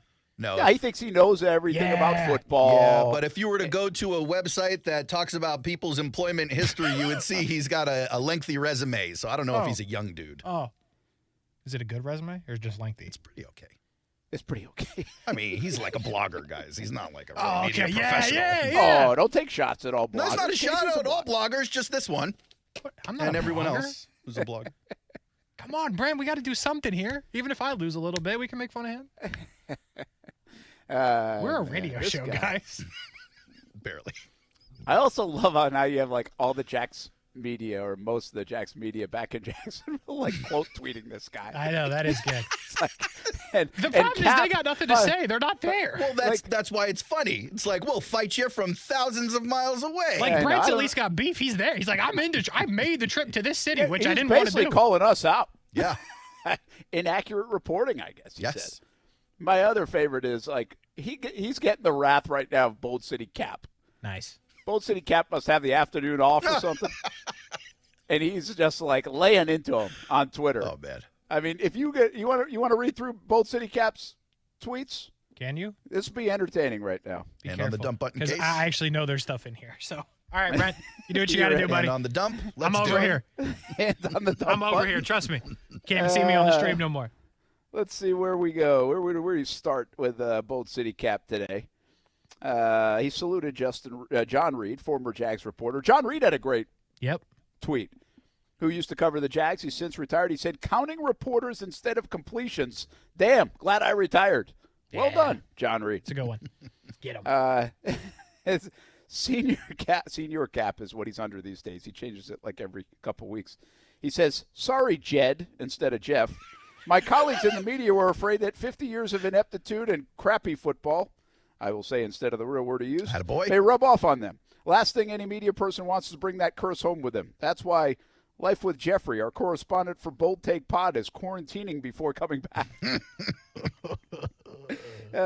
He says, Lions fans shouldn't even be allowed to enter any kind of banter. There should be a filter for that on here, Elon Musk. I'll forever be here for the Lions slander. Most fan bases can talk crap about how much of a clown show we were for years. Not the Lions. Get the bleep out of here. Ain't won a playoff game since before the internet. I wish the Lions were in our division. We'd sell so many T-shirts. We'd sell a lot of them on the internet. The same internet that didn't exist to the public the last time the Lions won a single playoff game. A lot of people don't know that fact. It's a good fact. It's hard for me to laugh at those blasts. iPods. 12-year drought for the Jets, but that's all right. iPods didn't exist the last time the Lions won a playoff game. Case, an iPod played music back in the day when you couldn't do it on your phone as much. I had one of the small ones. Okay, cool. The only player on the Lions roster that was alive the last time the Lions won a playoff game is Marvin Jones Jr. Hey, is that the segue into the interview? 79, no, but that would have been good. 79% of TikTok users weren't alive the last time the Lions won a playoff game. That's a thinking man's blast. So let's go back to the Marvin Jones one. I should have put that in good order. And let's, this is a guy in Detroit that we do like. Yeah. Marvin Jones, former Jags wide receiver. We had a chance to catch up with the current Lions receiver. Reunion. Oh yeah, for sure. Yeah, it's always a good moment. You know, when you play, even practice against your old team. You know, let alone play. So it's always been good. Hey, you already know. I get with you though. Yeah, but it was good moments out here. Glad to see everybody for sure. Isn't that what the NFL's all about for you guys? I mean, the relationships you build, what you guys did a year ago in Jacksonville. You always have that. Most definitely, it's a brotherhood for sure. You know, and that's what the NFL is all about. You know.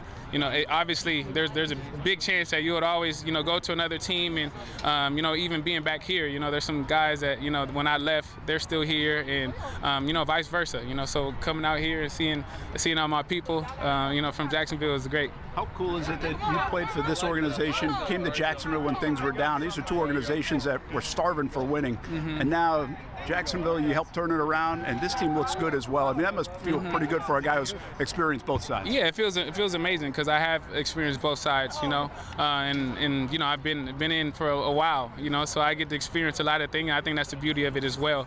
You experience the ups and downs, and you keep pushing, and you go to teams and you try to help them to improve. Last one for me, JP. Jamal just told us first time he's been in the NFL with you not as his teammate. Oh yeah, I know. This is the first time, so it's kind of weird looking at him on the other side, but I love that guy. That is Marvin Jones. We could say the same. I think a lot of Jags fans love Marvin Jones, and he's still got a little football. I think he's looked really good in these last couple of days. He's 33 years old, guys. It's wild because to go quick. His speed was always his game, but this dude is just ageless at this point.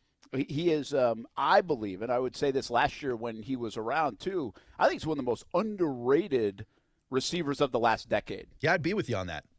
If you look at what he's been able to produce, and still a very good option for Jared Goff in this offense. He was even overshadowed on his own team at first by Percy Harvin and then by Kenny Golladay. Yeah. And even now he will be, right? Yeah. With St. Brown and Jameson when eventually that man plays football. He's no longer a the guy. Like, he can't be the guy. He's 33 years old. I don't think he's that. But he's still very good, very capable. And I think it was a good 2 years for him to help turn it around in Jacksonville. He was kind of in the center of a lot of that urban stuff for a bit now. And yes, he was able to help this organization kind of pull through that in the locker room. And I got to believe his experience and maturity and everything helped a lot of guys in that locker room in that 2021 season. So best wishes on good tail end of the career to Marvin Jones. We said this in the offseason quite a bit. Essentially what the Jaguars did is they lost Marvin Jones and his 46 catches and got Calvin Ridley for the same price. Wild. Yeah. Wild times. And that is not a knock on Marvin Jones. No. But it's obviously a hell of a buy if you're looking at it dollars versus what Ridley might be able to bring you. 4 years younger than Marvin. We'll take a break. Put a bow on the show. Overtime with Kurtz and Middleton on deck. J.J. Watt said something today or yesterday. Was it more or less stupid than what Jeff said? Almost as stupid. No! We'll be back on ESPN 690. Brent and Friends is sponsored by Best Bet. Now open in St. Augustine. The Coke Zero Sugar 400 Weekend at Daytona returns August 25th and 26th, and ESPN 690 wants to send you to the races. Visit the contest page at ESPN690.com and play our trivia. Answer correctly, and you could win Wawa 250 tickets plus a chance at the grand prize, the Coke Zero Sugar 400. Purchase tickets by calling 1-800-PIT-SHOP. As founder of Talon Wealth, what is Mike Lester keeping an eye on? Once we do see a big pullback, then we want to be prepared to pivot over to more traditional portfolios that go up and markets go up. So we think we're going to see a pullback in the economy and then also in markets, but then we're going to get an opportunity to move back into more traditional investments. And to us at Talon Wealth, that's what active management is about. Worrying about these ups and downs in markets so clients don't have to, and it's also doing our best to navigate it. Visit guardingyournestegg.com to better understand your options. Pregnancy can be an exciting time, but for many moms, it can mean feeling anxious, depressed, or confused. If you're experiencing this, connect with a mental health provider by visiting flbhimpact.org. This message is supported by the Health Resources and Services Administration, the Florida Department of Health, the Florida Association of Broadcasters, and this station. Be ready for anything on the road or off the road this summer at Nimnick Buick GMC. Car Bravo is here, a better way to shop used vehicles with transparent pricing. Nimnick Buick GMC has joined the Car Bravo family and is the only Car Bravo dealer in Northeast Florida. Are you looking for a used car under $20,000? Check out Nimnick Buick GMC on Phillips Highway or NimnickBuickGMC.com. Want an oil change from the comfort of your living room? Check out NimnickBuickGMC.com. Mobile oil changes with Nimnick GMC. We are are professional grade. What defines a hero? Dedication, loyalty, courage. Every day at AMCO, we serve heroes. For over 60 years, we've repaired and maintained the most critical public service vehicles. From complex transmissions to simple brake jobs with flexible financing and the extra safety precautions we need. The heroes we serve don't all wear uniforms. They're people like you. At AMCO, we're proud to serve all of you. AA MCO. Money tight? We can finance almost anybody. Find the AMCO transmissions nearest you at amcojacksonville.com. Meridian Waste wants you on our trash team, hiring CDL drivers, helpers, mechanics, and dispatchers at the Meridian Waste hiring event, Saturday, August 26th from 8 to 2, 2078 Lane Avenue North, Jacksonville. 2 forms of ID required. As the seasons change, one thing remains the same. Jacksonville and all of Northeast Florida are fueled by Celsius Essential Energy Drinks. If you spot ESPN 690 anywhere in the community, come hang with us and grab an ice-cold Celsius. There are 16 spots in the playoffs and just one track left. Well, not just any track. We're basically going to have to win. Daytona. A last chance to keep playoff hopes alive. 1 point to the good. And for fans to experience an event unlike any other. NASCAR weekend at Daytona International Speedway, August 25th and 26th. Get your tickets now at DaytonaInternationalSpeedway.com. Jay is a foodie and a chef. I'm a food truck owner with dreams of something bigger. And at Community First, we get that. And we get you. We were founded over 88 years ago to help members live their best lives by providing the financial services they need. Today, that includes digital banking, great rates, and local decision-making. So just be yourself. At Community First and on the go. Learn more at communityfirstfl.org. Member NCUA. And we're live here outside the Perez family home, just waiting for the... And there they go, almost on time this morning. Mom is coming out the front door strong with a double-arm kid carry. Looks like Dad has the bags. Daughter is bringing up the rear. Oh, but the diaper bag wasn't closed. Diapers and toys are everywhere. Ooh, but Mom has just nailed the perfect car seat buckle for the toddler. And now the eldest daughter, who looks to be about 9 or 10, has secured herself in the booster seat. Dad zips the bag closed, and they're off. But looks like Mom doesn't realize her coffee cup is still on the roof of the car. And there it goes. Oh, that's a shame. That mug was a fam favorite. Don't sweat the small stuff. Just nail the big stuff. Like making sure your kids are buckled correctly in the right seat for their age and size. Learn more at nhtsa.gov/the right seat. Visit nhtsa.gov/the right seat. Brought to you by NHTSA and the Ad Council. Hey everybody, it's Brent Martineau from Action Sports Jacks. There's a good chance you have a smart speaker, so use it with ESPN 690. Stay up to date on the Jags and all things sports by telling Alexa or Google to play ESPN 690. It's as easy as that. Make sure you listen weekdays 3 until 6 p.m. on ESPN 690.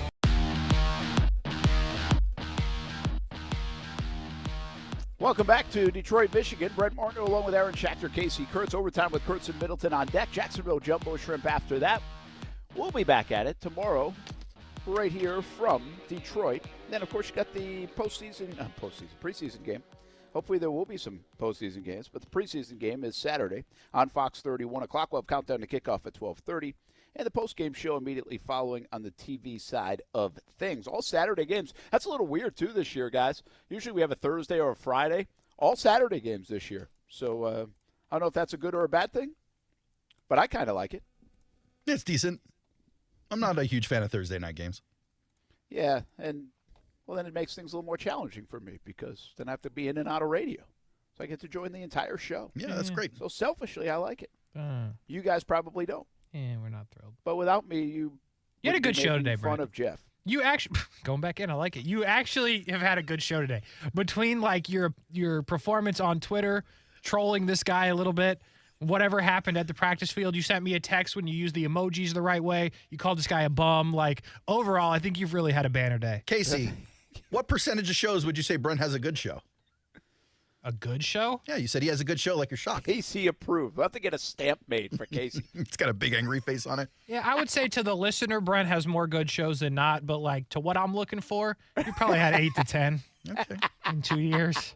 2 years. At least over 2, not like almost 5. Well, Brent, I don't know if you want me to return serve on Case, but I got 2 things that may fuel a little bit of frustration with Kasey. Oh.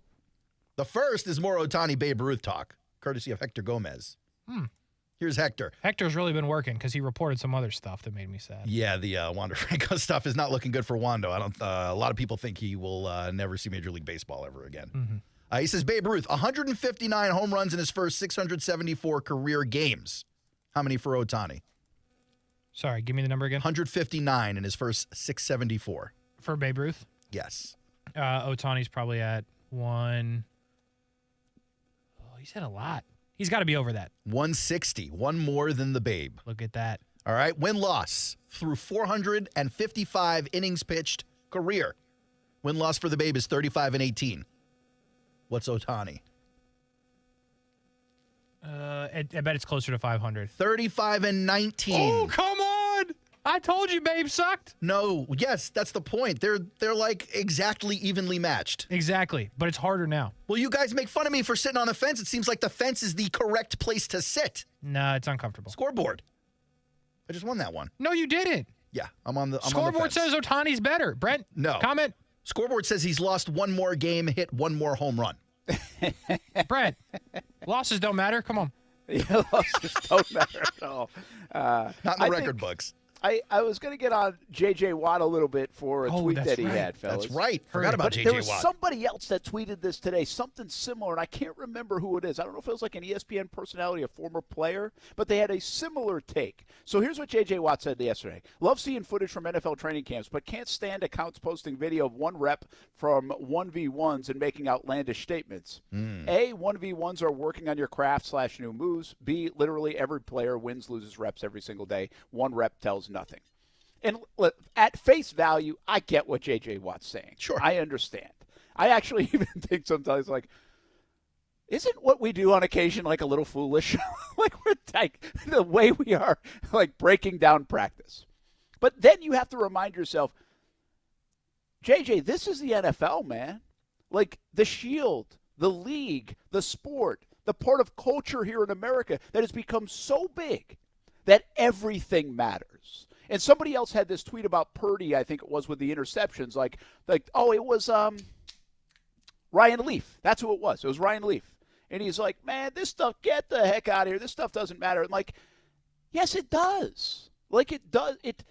It's the reason you're making what you're making, right? It's the reason why people are so in love with the game, because it does matter to fans.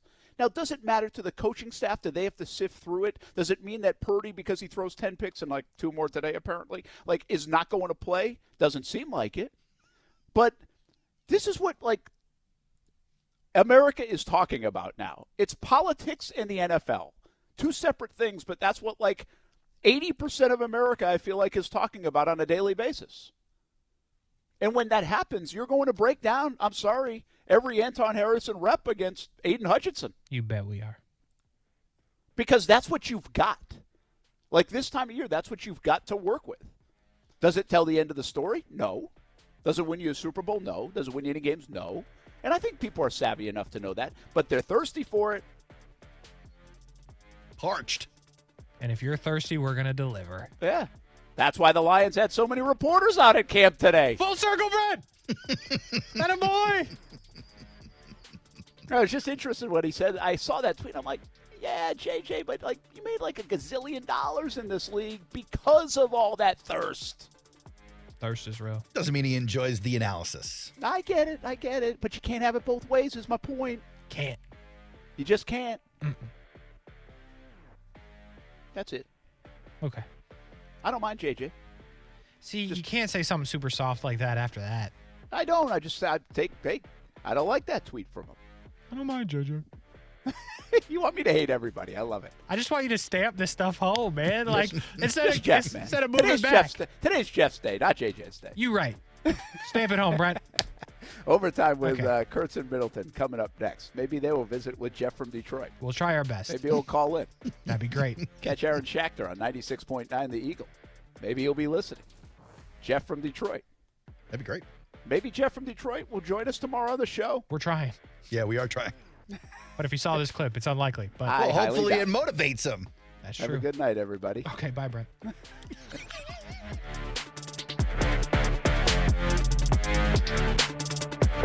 Let's do it. Ready? 1, 2, 3. Duval!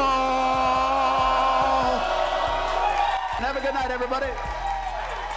We're dealing at Best Bet St. Augustine, the only card room and sports bar in St. Augustine, Florida. With nonstop action, poker games of all limits, exciting tournaments and table games, and a sports bar showing all the action, Best Bet St. Augustine has you covered. Don't miss our delicious dining options, serving breakfast, lunch, and dinner, and our always popular freshly made sushi. Best Bet St. Augustine is located at 800 Marketplace Drive off exit 311, where I-95 and State Road 207 meet. Learn more at bestbetjax.com. Firefighters, paramedics, police officers, they take care of us, and at AMCO, we're proud to take care of them. For over 60 years, we've repaired and maintained the most critical public service vehicles. As an essential business, we work on every kind of car repair with flexible financing and extra safety precautions. Essential, reliable, trusted. That's the men and women who are there for us, and it's our honor to be there for them. AA MCO. Money tight? We can finance almost anybody. Find the AMCO transmissions nearest you at amcojacksonville.com.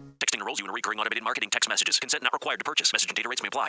Leaving for the gym so early? I'm ready to go. Since you started taking Nugenix Total T, you've been acting like when we met in our 20s. I feel like myself again. Lower testosterone after turning 40 slowed me down. Nugenix Total T has been a game changer for me. What is it about Nugenix Total T that's different? Well, it's a patented key ingredient called testofen. It boosts free and total testosterone to help you get back the drive and energy from your youth. It's backed by 5 clinical studies. I've seen the huge difference it's made for you in the gym, at work, and in the bedroom. I'm so glad I sent them a text for my complimentary bottle. Text PACK to 42424 right now for your complimentary bottle of Nugenix Total T. Nugenix is the #1 selling testosterone-boosting brand at GNC and Walmart. Do it now, and we'll also send you a bottle of Nugenix Thermo X, our newest, most powerful fat burner ever. Absolutely free. Text PEC to 42424. That's PACK to 42424. Products and statements have not been evaluated by the FDA. These products are not intended to diagnose, treat, cure, or prevent any disease or illness.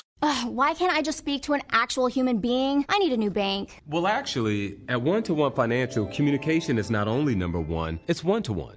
When you call, you get to talk to a real live Jacksonville human, fast and with someone who's truly concerned about your needs, your security, and finding solutions as a team. Thank you. Ready to break up with your bank? Find a real long-term banking relationship at One-to-One Financial, Jacksonville's hometown credit union. Visit one-to-onefcu.org for more information on opening an account today. Federally insured by NCUA. This is SportsCenter. I'm Doug Brown. Bengals running back Joe Mixon is found not guilty of aggravated menacing from a road rage incident back in January. A county judge in Ohio says the city of Cincinnati did not meet its burden to prove the case. Dolphins offensive lineman Teron Armstead carted off the practice field today with a right leg injury. He'll have further tests. Expectations are running somewhat high for the Bears this season. ESPN's Booger McFarland would like to pump the brakes. We look at Justin Fields and we automatically pencil him in as a QB that's going to make a huge jump. I hope he does, but I haven't seen anything that's going to let me know he's going to do that. Booger McFarland. Titans quarterback Will Levis leaves today's practice with a lower body injury. No word yet if he'll play in a preseason game against the Vikings on Saturday. Tennessee wideout Treylon Burks has a left knee sprain that could keep him out for multiple weeks. From college football, Auburn names Michigan State transfer Peyton Thorne as the Tigers' starting quarterback. ESPN Radio is presented by Progressive Insurance. Progressive makes bundling easy and affordable. Get a multi-policy discount by combining your motorcycle, RV, boat, ATV, and more. All your protection in one place. Bundle and save at Progressive.com. WOKV Jacksonville. Listen live everywhere you go on ESPN690.com. ESPN 690, a Cox Media Group station. Some days I cover up because of my moderate to severe plaque psoriasis. Now I'm hitting the road with clearer skin thanks to Skyrizi, Risankizumab of Riza, a prescription-only 150 milligram injection for adults who are candidates for systemic or phototherapy. With Skyrizi, 3 out of 4 people achieved 90% clearer skin at 4 months. And Skyrizi is just 4 doses a year after 2 starter doses. Don't use if allergic to Skyrizi. Serious allergic reactions and an increased risk of infections or a lower ability to fight them may occur. Before treatment, your doctor should check for infection and tuberculosis. Tell your doctor if you have an infection or symptoms such as fever, sweats, chills, muscle aches, or cough, or if you plan to or recently received a vaccine. Thanks to Skyrizi, there's nothing on my skin, and that means everything. Ask your doctor today about Skyrizi, the #1 dermatologist-prescribed biologic in psoriasis, and visit skyrizi.com or call 1-866-SKY-RIZZI to learn more. This message is sponsored by the Florida A&M University Medical Marijuana Education and Research Initiative, the Florida Association of Broadcasters, and this radio station. Mary on Demand is live. Start your marijuana education journey today. Learn at your own pace and check out the Medical Marijuana Education Series. You decide what you'd like to learn and when with Mary on Demand. Visit mary.famu.edu. That's mmeri.famu.edu. And remember, recreational marijuana is still illegal in Florida. Mary, educate, learn, talk. The roar of our engines, the pump of our heartbeats, the pedal to our metal, the sparks that ignite us, the pistons that push us, the passions that drive us. From the feelings that move us to the places that pull us on the roads that unite us. With nearly 6,000 stores and over 17,000 auto care centers, Napa has America's largest network of parts and care, here to keep you firing on all cylinders. Broadcasting live from the Anajar and Levine studios. Anajar and Levine Accident Attorneys. Call 1-800-747-FREE. That's 1-800-747-3733.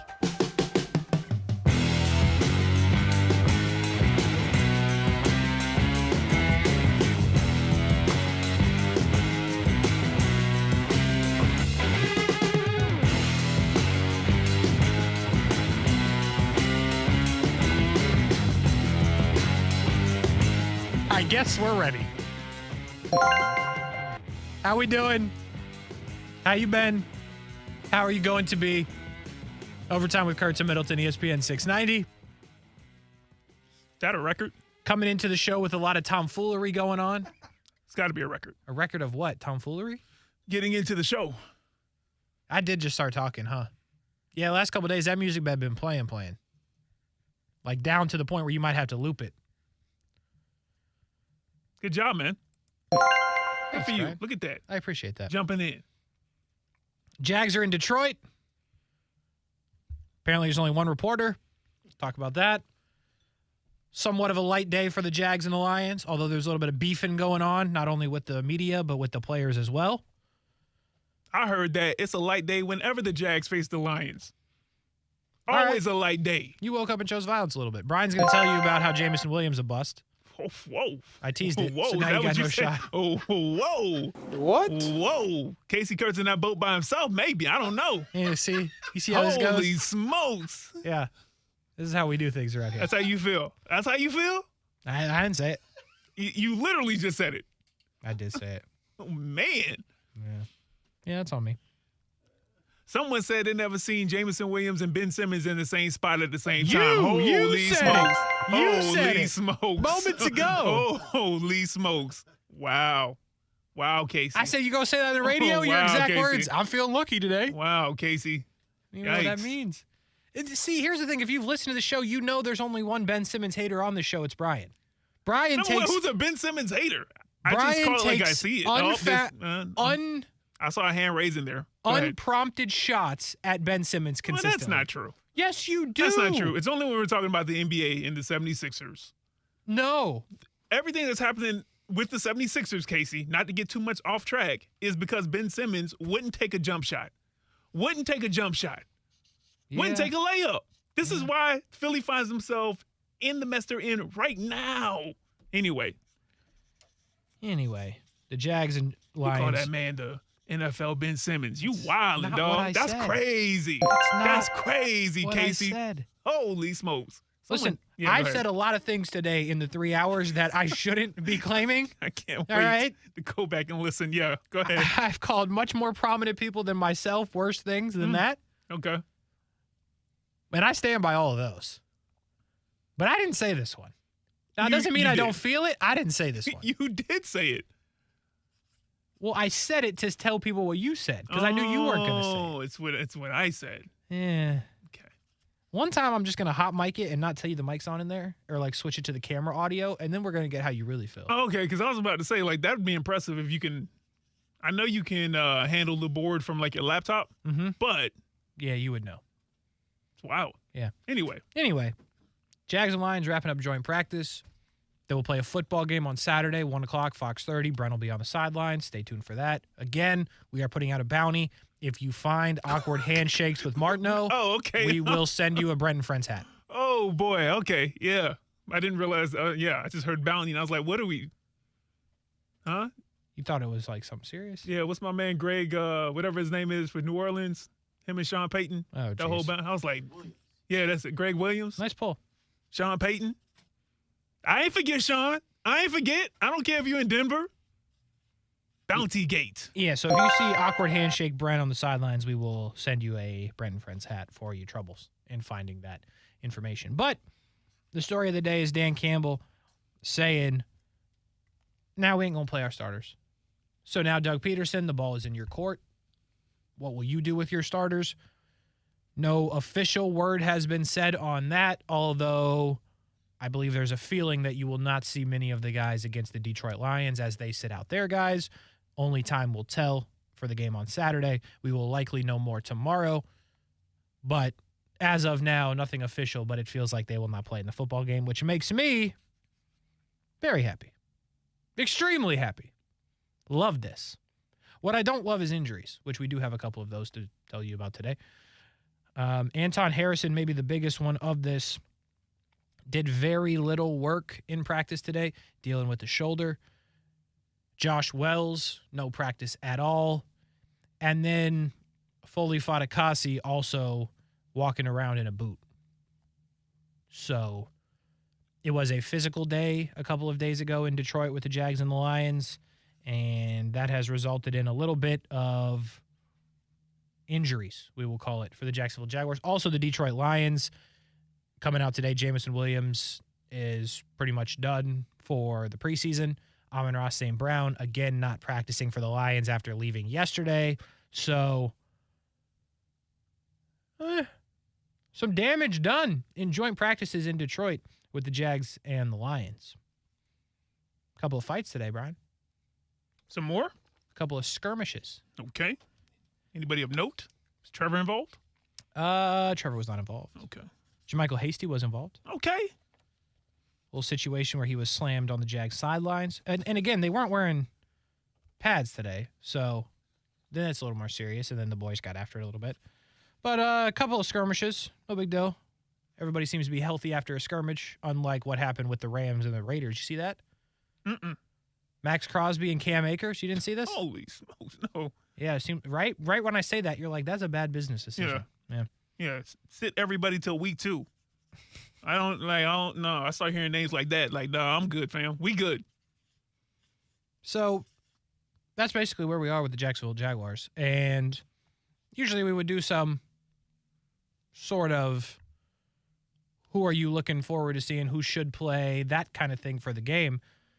But, Brian, if the starters do not suit up, which will make me happy, we got Nathan Rourke watch. This guy getting more snaps and likely a lot of them if indeed the starters do not suit up.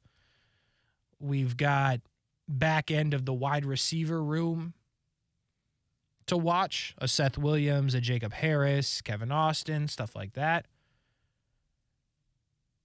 I guess you got back half of the tight end room, although there's not really a competition there. Potentially some secondary options. Oh, Antonio Johnson is another one who did not practice today. I knew there was one more I was forgetting. So if the starters do not play Saturday, is there something you're looking for? Yeah, I guess the low-hanging fruit would be what's Rourke going to do?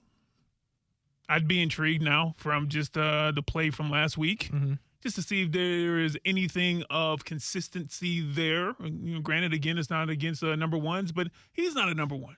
So, you know, I just want to see what else he can do. I mean, there are some guys on defense that you would think that would potentially be in a potential rotation. moving forward in the regular season as that progresses that you would like to see out there? Maybe some of the younger guys. I'm big on OTVIP. Yasir Abdullah. Mm-hmm. That's my guy right there. He would be playing. So seeing what some of those young guys are going to be able to do on the defensive side as well would be a win. And I think that there's not going to be too much that's going to be intriguing me other than the fact that I just want to see the Jags play some football, albeit preseason football.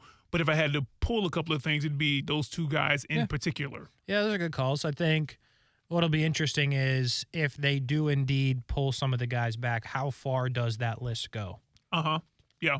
So my immediate thought is, okay, Tyson Campbell, who didn't play in the first game, dealing with some head injury type things.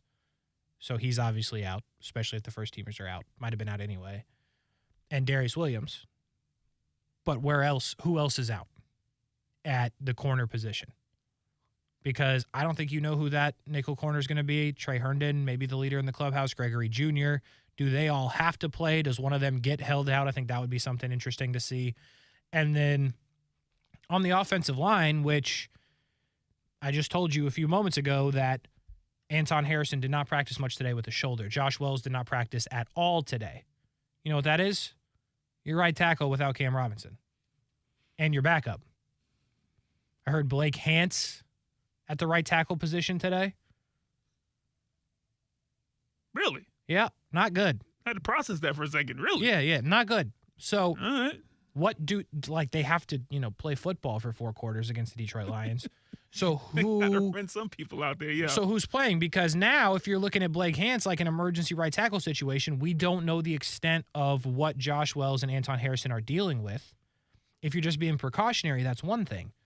But if there might be concern about either of those guys and Cam Robinson is suspended for the first 4 games of the season, you got to run an offensive line out there to protect Trevor Lawrence. So what do they do with their offensive line in a game where they don't want anybody to get hurt? You've got Sheriff, you've got Fortner, you've got Walker Little, who, if the starters don't play, I can't imagine they do. I imagine Blake Hance has to be in that conversation unless you need all of a sudden to get him reps at right tackle in a game. Cooper Hodges, I guess, come on down. We'll see you for an extended period. Darrell Williams, yeah. They getting thin all the way through that offensive line if there's some serious concern about these couple of guys. So, yeah, agreed. But I think back to what Press said, gosh, it must be 2 weeks ago when I think it was the first week of training camp where he was talking specifically on Walker Little getting left guard reps, and then he went more in depth in talking on the guys who are more so on the back end or, the backups, lineman-wise, and what they're really looking for from those guys are versatility to be able to play multiple spots. So, really the only time you're really going to be able to figure that out in a somewhat safe way is during the preseason. It's not going to hurt you with a win or loss, and they're trying to figure out certain intricacies with each player anyway in lineups and potentially, what's happening with the younger guys. So, I don't know who they're going to trot out there and what the lineup's going to be from tackle to tackle on the offensive line. But now's the time to put Blake Hance at right tackle, left tackle. Now's the time, if you're not going to have your starters out here, to have some of these guys who are, second and third on the depth chart, maybe put them in the second best position that they have shown that they can be competent in, even though you're right, Kasey, if something goes a little wrong there, what do we exactly have in order to have that as a backup? But, that just threw me off. Blake Hance at the tackle position. Hey, man, if he shows out, though, then, you can kind of tick that off and be like, we might have a little bit more depth than we even thought at a certain position. So, yes, but no. So, the versatility is important, but you get to a point where this is just too much. You can't control injuries, I get it, but go find somebody else's right tackle and give up something for them, if that's where we are. Instead of, because what this is on its surface, and again, we do not know the extent to the injuries to Anton Harrison and Josh Wells, but if you will, go with me here for just a second. If there were a situation where you need to play somebody else at right tackle to start the season, the third string left guard is not really a good option. Blake Hance has gotten elevated because of Tyler Shatley's situation, which we still don't know too much about. Ben Barch's injury, which is still at least getting better from what we see and activated from the PUP list, but I don't think we can bank on that being ready to go for a week 1 situation. So if you're telling me that you're down to left guard number 3 and you're down so bad that left guard number 3 needs to be your right tackle, I would much rather you give up a pick and go find somebody's right tackle. You ain't got to trade for the best right tackle in the sport, but give me someone who is a natural right tackle if you get to that point. We are a long ways away from that point, but it is something to point out that without Cam Robinson, who knows what we're looking at with Josh Wells and Anton Harrison, they got immediately thin on that offensive line.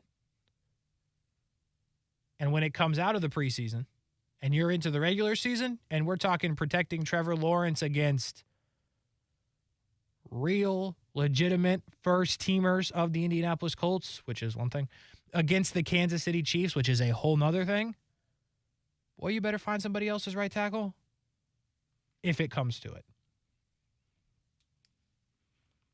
Don't even do that. I'm not gonna knock that philosophy, Kasey, but they may have that in some way, a part intertwined in their philosophy. But right now they're going with the guys that they have, and honestly, it goes back to something that Doug Peterson said, earlier.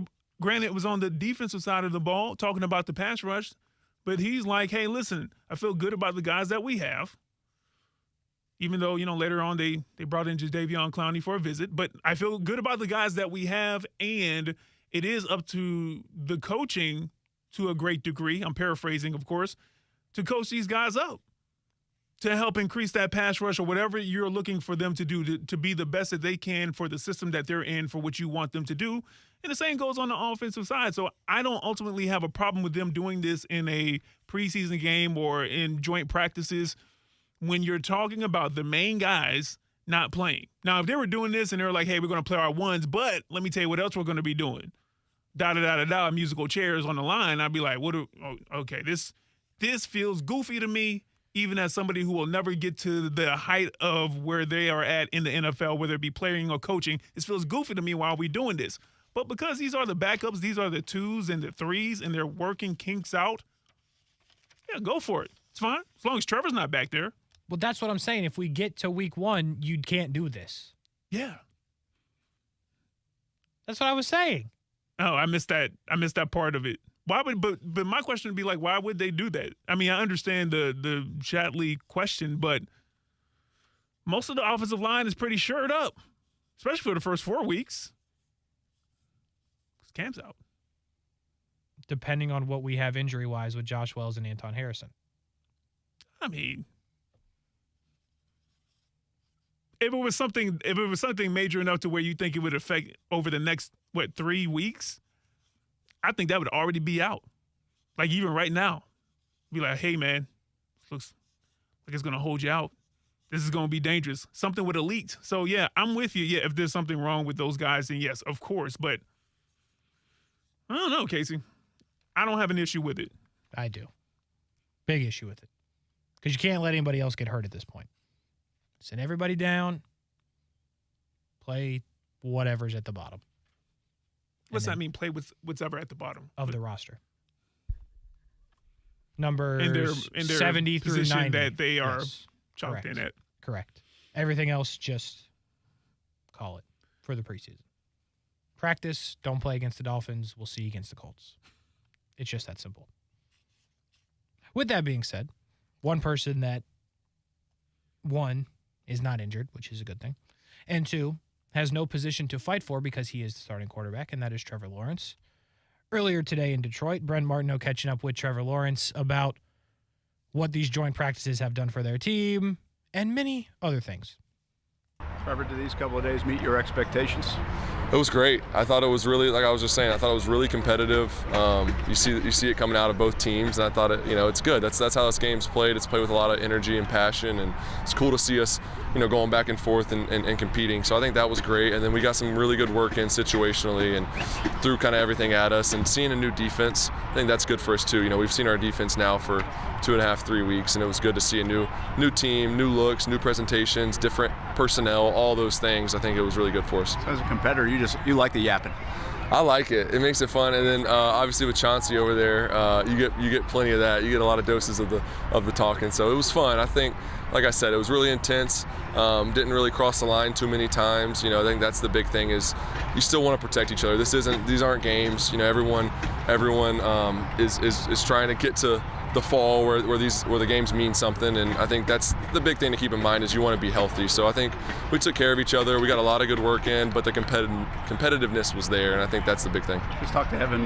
You said you guys you're in sync.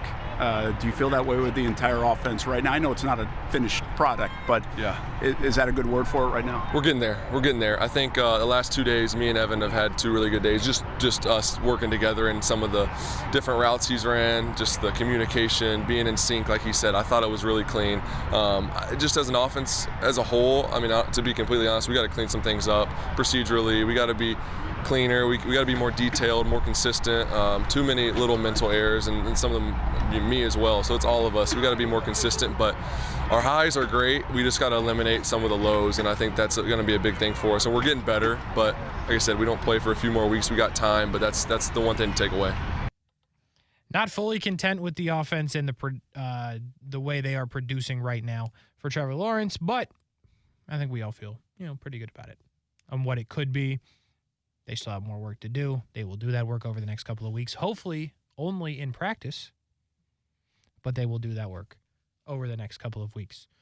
I did fail to mention at the top, Chauncey Gardner-Johnson still talking at practice. You just heard Trevor Lawrence saying it there. Earlier in the show, you heard Evan Engram mention about it as well. And, Trevor saying, yeah, that's what you're going to get. Crossed the line a couple of times, but, everything worked out. I'm telling you, I still like this. Even the talking and the chatting that they got from Chauncey Gardner-Johnson. So I think it was a good couple of days' work for the Jacksonville Jaguars. Obviously, there are some injury concerns. We will see what Doug Peterson has to say after a game in which they will play the Detroit Lions. We'll see who plays. We'll see what comes out of it. But overall, trip to Detroit for the Jags. After 2 days of joint practice, I give it a solid B+. B+. What stopped it from being an A? Got some injuries. Yeah. Okay. And, we don't know who's going to play yet. So if the starters don't play, I'll give it an A. If the starters do play, I'm going to take it down a little bit because there's just no need for it.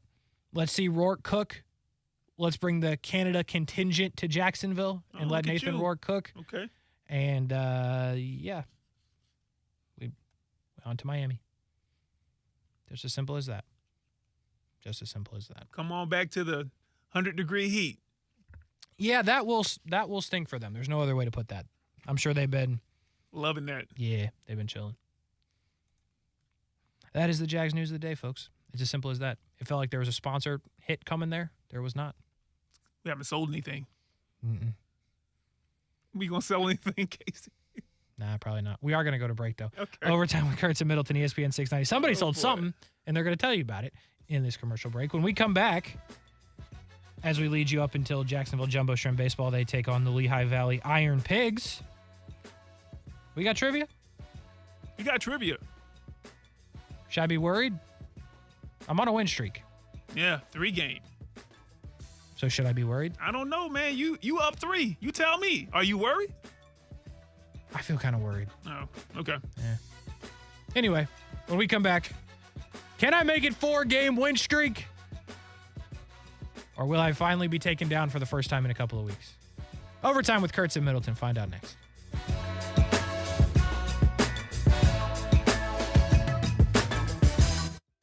Now, the First Alert forecast on ESPN 690. A few scattered showers and storms into early this evening, then clearing skies overnight with temperatures in the 70s. Partly sunny and hot for your Friday. Just an isolated shower or thunderstorm, but largely dry as temperatures reach the mid-90s in the afternoon. From the CBS 47 and Fox 30 Action News Jack's First Alert Weather Center, I'm Chief Meteorologist Mike Burrish. The Weather Center is brought to you by Beards Diamonds. For a limited time, get 5 years, 0 interest, only at Beards Diamonds. Hi, I'm Jen Chelman, President and founder of JSK Marketing, a volunteer facilitator and advisory board member for JWBC, and Small Business Leader of the Year for the Jacksonville Chambers Health Council. I've received valuable business counseling and participated in the courses and education provided by JWBC. I believe the support and guidance has given me confidence and knowledge to grow my own business. Learn how to get involved and expand your network today by visiting jaxwbc.com. We look forward to serving you soon. Oftentimes, the wheelchairs our veterans and first responders receive from their healthcare providers are subpar at best. Some are falling apart, with a years-long waiting list for a new one. This lag causes a tremendous amount of stress for our heroes and creates a burden for their caregivers. Isolation leads to depression. We build what they need to get outdoors, hunting, fishing, or playing sports. Join the mission at wheelchairsforwarriors.org. Want to help improve the lives of women and make sure that all survivors of sexual assault are treated with compassion and respect? Then join Farrah and Farrah and the Women's Center of Jacksonville at the summer's biggest breakfast, Thrive, on August 22nd to learn how to pick up the pieces after life throws you a curveball. The Women's Center of Jacksonville is a valuable community resource offering free services when they are needed the most, but they need your support. So visit thewcj.org for more information on Thrive. Water safety is essential in Florida. In fact, children under 5 die from drowning in Florida more than any other state. But knowing the basics of water safety can reduce the risk of drowning. Be the face of water safety. With programs accessible to all ages and income levels, your local YMCA can help you take action to reduce the risk of drowning. Always designate an adult water watcher, use barriers and alarms around water, and learn the basics of swimming. Face the water with confidence. Learn more at watersafetyflorida.org. Have you Googled yourself lately? Are there negative posts from an ex-employee or from a former client? Maybe an outdated news article or sensitive personal information about your family? Search engines don't always get it right. But right or wrong, it's your reputation on the line. That's where Reputation Defender by Norton comes in. One of the most trusted names in online reputation repair, Reputation Defender has been fixing people's search results for over 15 years. Their cutting-edge approaches help you to wipe away unwanted information in your search results. They also promote the good stuff so that it rises to the top, helping you put your best foot forward. Your good name is too valuable to leave to the whims of a Google algorithm. Take control with Reputation Defender. You can start by getting your free reputation report card at reputationdefender.com or call 800-401-6681 to speak to an expert. That's 800-401-6681. Finding great candidates to hire can be like, well, trying to find a needle in a haystack. Sure, you can post your job to some job board, but then all you can do is hope the right person comes along, which is why you should try ZipRecruiter for free at ziprecruiter.com/free. ZipRecruiter doesn't depend on candidates finding you. Its powerful technology identifies people with the right experience and actively invites them to apply to your job. You get qualified candidates fast. So while other companies might deliver a lot of hay, ZipRecruiter finds you what you're looking for. The needle in the haystack.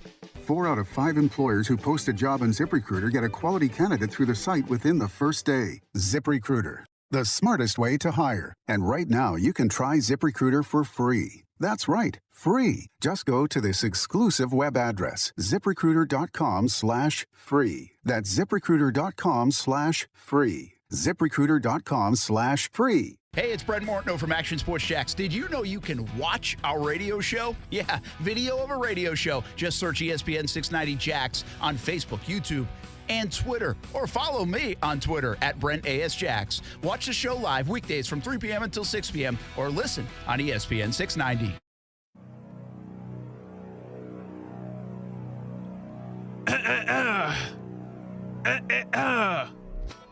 I would like to welcome you back to another round of Are You Actually Really? There you go. Are You Smarter Than Kasey Kurtz? Okay. In the Challengers Corner, He hails from the barren region of the continental 48. I'm guessing it's the Northeast, but I forgot to ask him, so I'm going to go with that. All right. I've heard around town that the mere thought of being able to claim him as her own is the reason why Britney Spears is in the midst of a divorce right now. Legend has it, this man could light water on fire. Huh. Legend has it, time waits for no one but him, out of respect. Legend has it that he plays Russian roulette solo with a fully loaded pistol and wins every time. It's true, Kasey. It's true. Is it? Ladies and gentlemen, I would like to introduce to you the mercenary of Maryland, the terrapin of terror, the vocal jumbotron of jumbo shrimp baseball. Get up on your feet for Scott, the Kraken killer, Cornbird. Man, that's the best intro ever. Nobody's ever introduced me like that. That's amazing. Hey, man, I'm just trying to get to a jumbo shrimp game, trying to make that happen, man. You can just Okay. text me and I'll get you tickets. There we go, man. In the opposite corner, he needs no introduction because, as I've said, he's on for 4 hours a day. And we usually don't talk about his win-loss record because he wins some, but he loses even more. But he's up 3 in a row. 3-game winning streak for my boy right there. Ladies and gentlemen, please cheer him on because though it hasn't happened yet, the bottom will fall out on the Tampa Bay Rays. Okay. The North American Dream, Kasey Lamont Kurtz. All right, gentlemen. Here we go, man. So, hey, listen, we got rules. And Scott, this is your first time doing it, so I'm going to read this a bit more slowly than I would normally, okay? But here are the rules. You get 1 guess per question. You get 1 point per correct answer. You don't have to wait for me to finish the question to answer. And if your opponent gets the answer wrong, I will repeat the entire question before you have to answer. Do you understand? I got it. All right, man. Protect yourselves at all times, gentlemen. Let's start with the first question. This current Los Angeles Dodger was the American League MVP. Mookie Betts. Oh, I'm in trouble. Holy smokes. Hey, hold on. I got to get to the right page. Hold on. Good job. Okay, keep track of your points. I'm in trouble. Nah, I think you're going to win today, Kasey. Nah, I don't know about that one. Next up, this musical artist is tied with Quincy Jones for the most Grammy Awards ever at 28. Yeah. I have no idea. There we go. Give me the question again. This musical artist is tied with Quincy Jones for the most Grammy Awards ever at 28. Beyonce. Look at this. Nice job, Kasey. All right, 1-1. 1-1. Next up. There's only been 6 players selected to more NBA All-Star teams than Michael Jordan.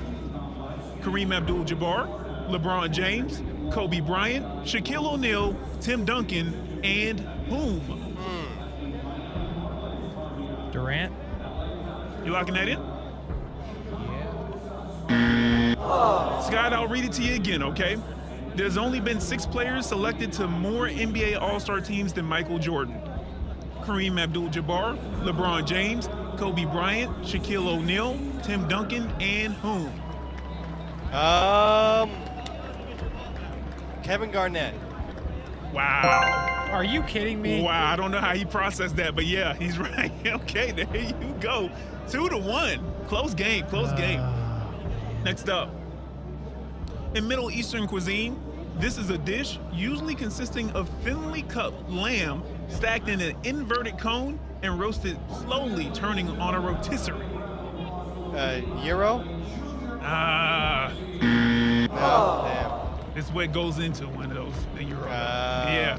Kasey Kurtz, in Middle Eastern cuisine. You don't have to read it again. Okay, there we go. I've got no shot. Nothing. Oh. Shawarma. Huh? Shawarma. Shawarma? Yeah. That is good. I've had that Yeah, before. Yeah, it's pretty good, man. I have gotten 0 food questions right, That's and I'm amazing. a fat dude. That's amazing. This is a problem. That's amazing. All right. Can one of the answers at some point be just chicken nuggets? I feel like we did something real easy, and you didn't get that right either. And I can't remember what it was. Right, Was it like spaghetti? Maybe I'm just dumb. No, you're not. 2-1 though. Still, here we go. Next up.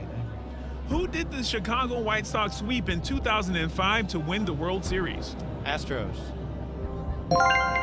Casey, this is your sport here. I need you to. What do you mean my sport? Scott's a broadcaster. This is his whole thing. 3-1. Sorry, man. All right, 3-1. Here we go, Casey. This is a non-sport one, so maybe you got a better chance. Here we go. All right. This Latin phrase, when translated into English, means out of many, one, and can also be found on the Great Seal of the United States. You see it all the time. I promise you do. E pluribus unum? What in the world? I'm sure I didn't pronounce that right, but, you did. but it's there. Look at you. Are you kidding me, man? That's four. Don't you look at your money? No, of course not. He's strictly Apple Pay. He's strictly Apple Pay. You don't look at. Okay, wow. What's that? 4-1. Yeah, it's 4-1. Holy Brian. smokes! All right, Casey. We still got 5 more. You can catch up. Here we go. Oh my. Only 3 players had an individual reception that resulted in a gain of 80+ yards in the NFL last season. Buffalo's Gabe Davis, Miami's Jalen Waddle, and this dynamic player that played for 2 teams last season. Christian McCaffrey? Good guess, though. That was a great guess. That's a good guess. 2 teams. That's why I guessed him. Yeah, that's good, but That's good. is he bad? No, he's dynamic, as a matter of fact. I heard you say it. It's pretty good. I can read it again while you're thinking. Yeah, you might as well, because anytime. Only 3 players had an individual reception that resulted in a gain of 80+ yards in the NFL last season. Buffalo's Gabe Davis, Miami's Jalen Waddle, and this dynamic player that played for 2 teams last season. Who got traded? Process it. The big-time pass catcher.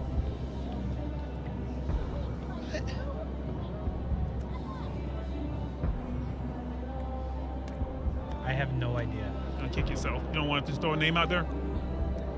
I'm going to kick myself? I think, well, you know enough about the NFL, you're going to be like, you know what, I should have at least thought about that. Who got traded? I can't tell you these answers. Go to the AFC, go to the NFC. And do it quickly, because... I just hit the button. T.J. Hawkinson. Son of a... T.J. Hawkinson. Okay. Next up. This 1990 American sports action drama stars Tom Cruise as Cole Trickle, who is a young race car driver out to make a name for himself in NASCAR. Cole Trickle. Great name. Never seen it. I don't know. Chip ain't had this on one day when you was like 2? Probably. On TV? Yeah. Likely. Who was the actor again? I don't need Tom Cruise. Tom Cruise. Yeah. Racing cars. Yeah. Mission Impossible. That would be amazing. We should just take that. Days of Thunder. Days of Thunder. Okay, next up. What 3-time NBA champion who is known by a few nicknames, including the Hick from French Lick? Larry Bird? Look at you. Good job, Casey. Trying to make a comeback. It's not possible, but trying to make a comeback. 4-2. Oh, yeah, I guess it is. 4-2. You just got to get these next 2. All right. All right. Next up. There are 2 active MLB players that have 400+ saves all time. The Red Sox, Kenley Jansen. Hope I said that right. Kimbrel. Sorry. Yeah, Kimbrel Greg Jansen. Kimbrel. Oh, yeah. Okay. Who said it first? Casey. Casey got it. All right. You know how many he has? No? Was that part of the question? No, I'm just asking. I'm No. just asking. Okay. That's all that matters. Scott, do you know how many? What's that? You know how many he has exactly? 438 maybe? What? 413. 413. Wow, I just threw a number out there. Yeah, man. All right, here we go. This could be the one that ties it up right here. Here we go. There are 5 active NFL head coaches going into this season who have won at least one NFC championship game as a head coach, but are now coaching a new team.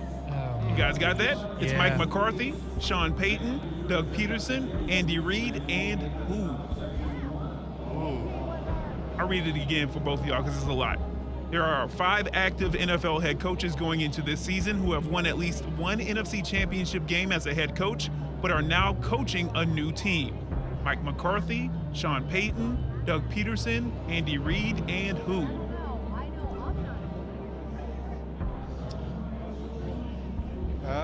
They won. Say that. Can you read it again one more time, please? Yeah, it's a lot. Okay.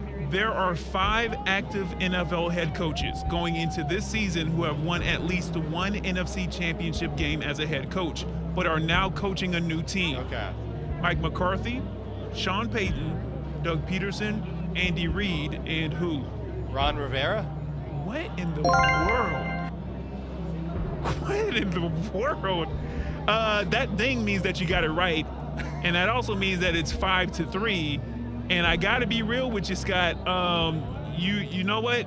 I appreciate the humbleness. But for this week, and this week only, by the way, but for this week, you are indeed smarter than one Kasey, Lamont Kurtz. I'm going to play your theme music, and you have the floor to say whatever you want to say to Kasey or to whoever. Man, talk your talk, young king.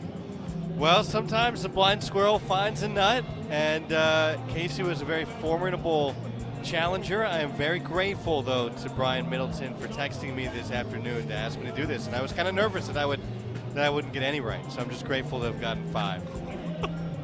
There's only 10 questions. Scott, you walked me, bro. Like, it wasn't close. Like, no, I don't think anyone's ever gotten 5 before, to be honest with you. Holy smokes. I felt good when Mookie Betts in the first one. I felt pretty good there. Yeah, that's when I knew it was actually going downhill, when you said it before you actually said anything. Yeah. Well, a lot of useless information in my head, which sometimes comes out over the next 3 hours. From 7 to 10, normally a lot of useless information is then useful. Speaking of 7 to 10, what information do you plan on telling the people in that time tonight? So, tonight, it's actually a pretty good pitching matchup. Edward Cabrera is making his 3rd start since getting optioned down to Jacksonville. And I know I've said this on our broadcast, but he's kind of pitching like he doesn't want to be down here. He actually needs to get up to the Marlins within the next few days because otherwise they would lose his final option, just based on kind of an obscure baseball rule. So this could be his last start with Jacksonville, at least for now. We'll see.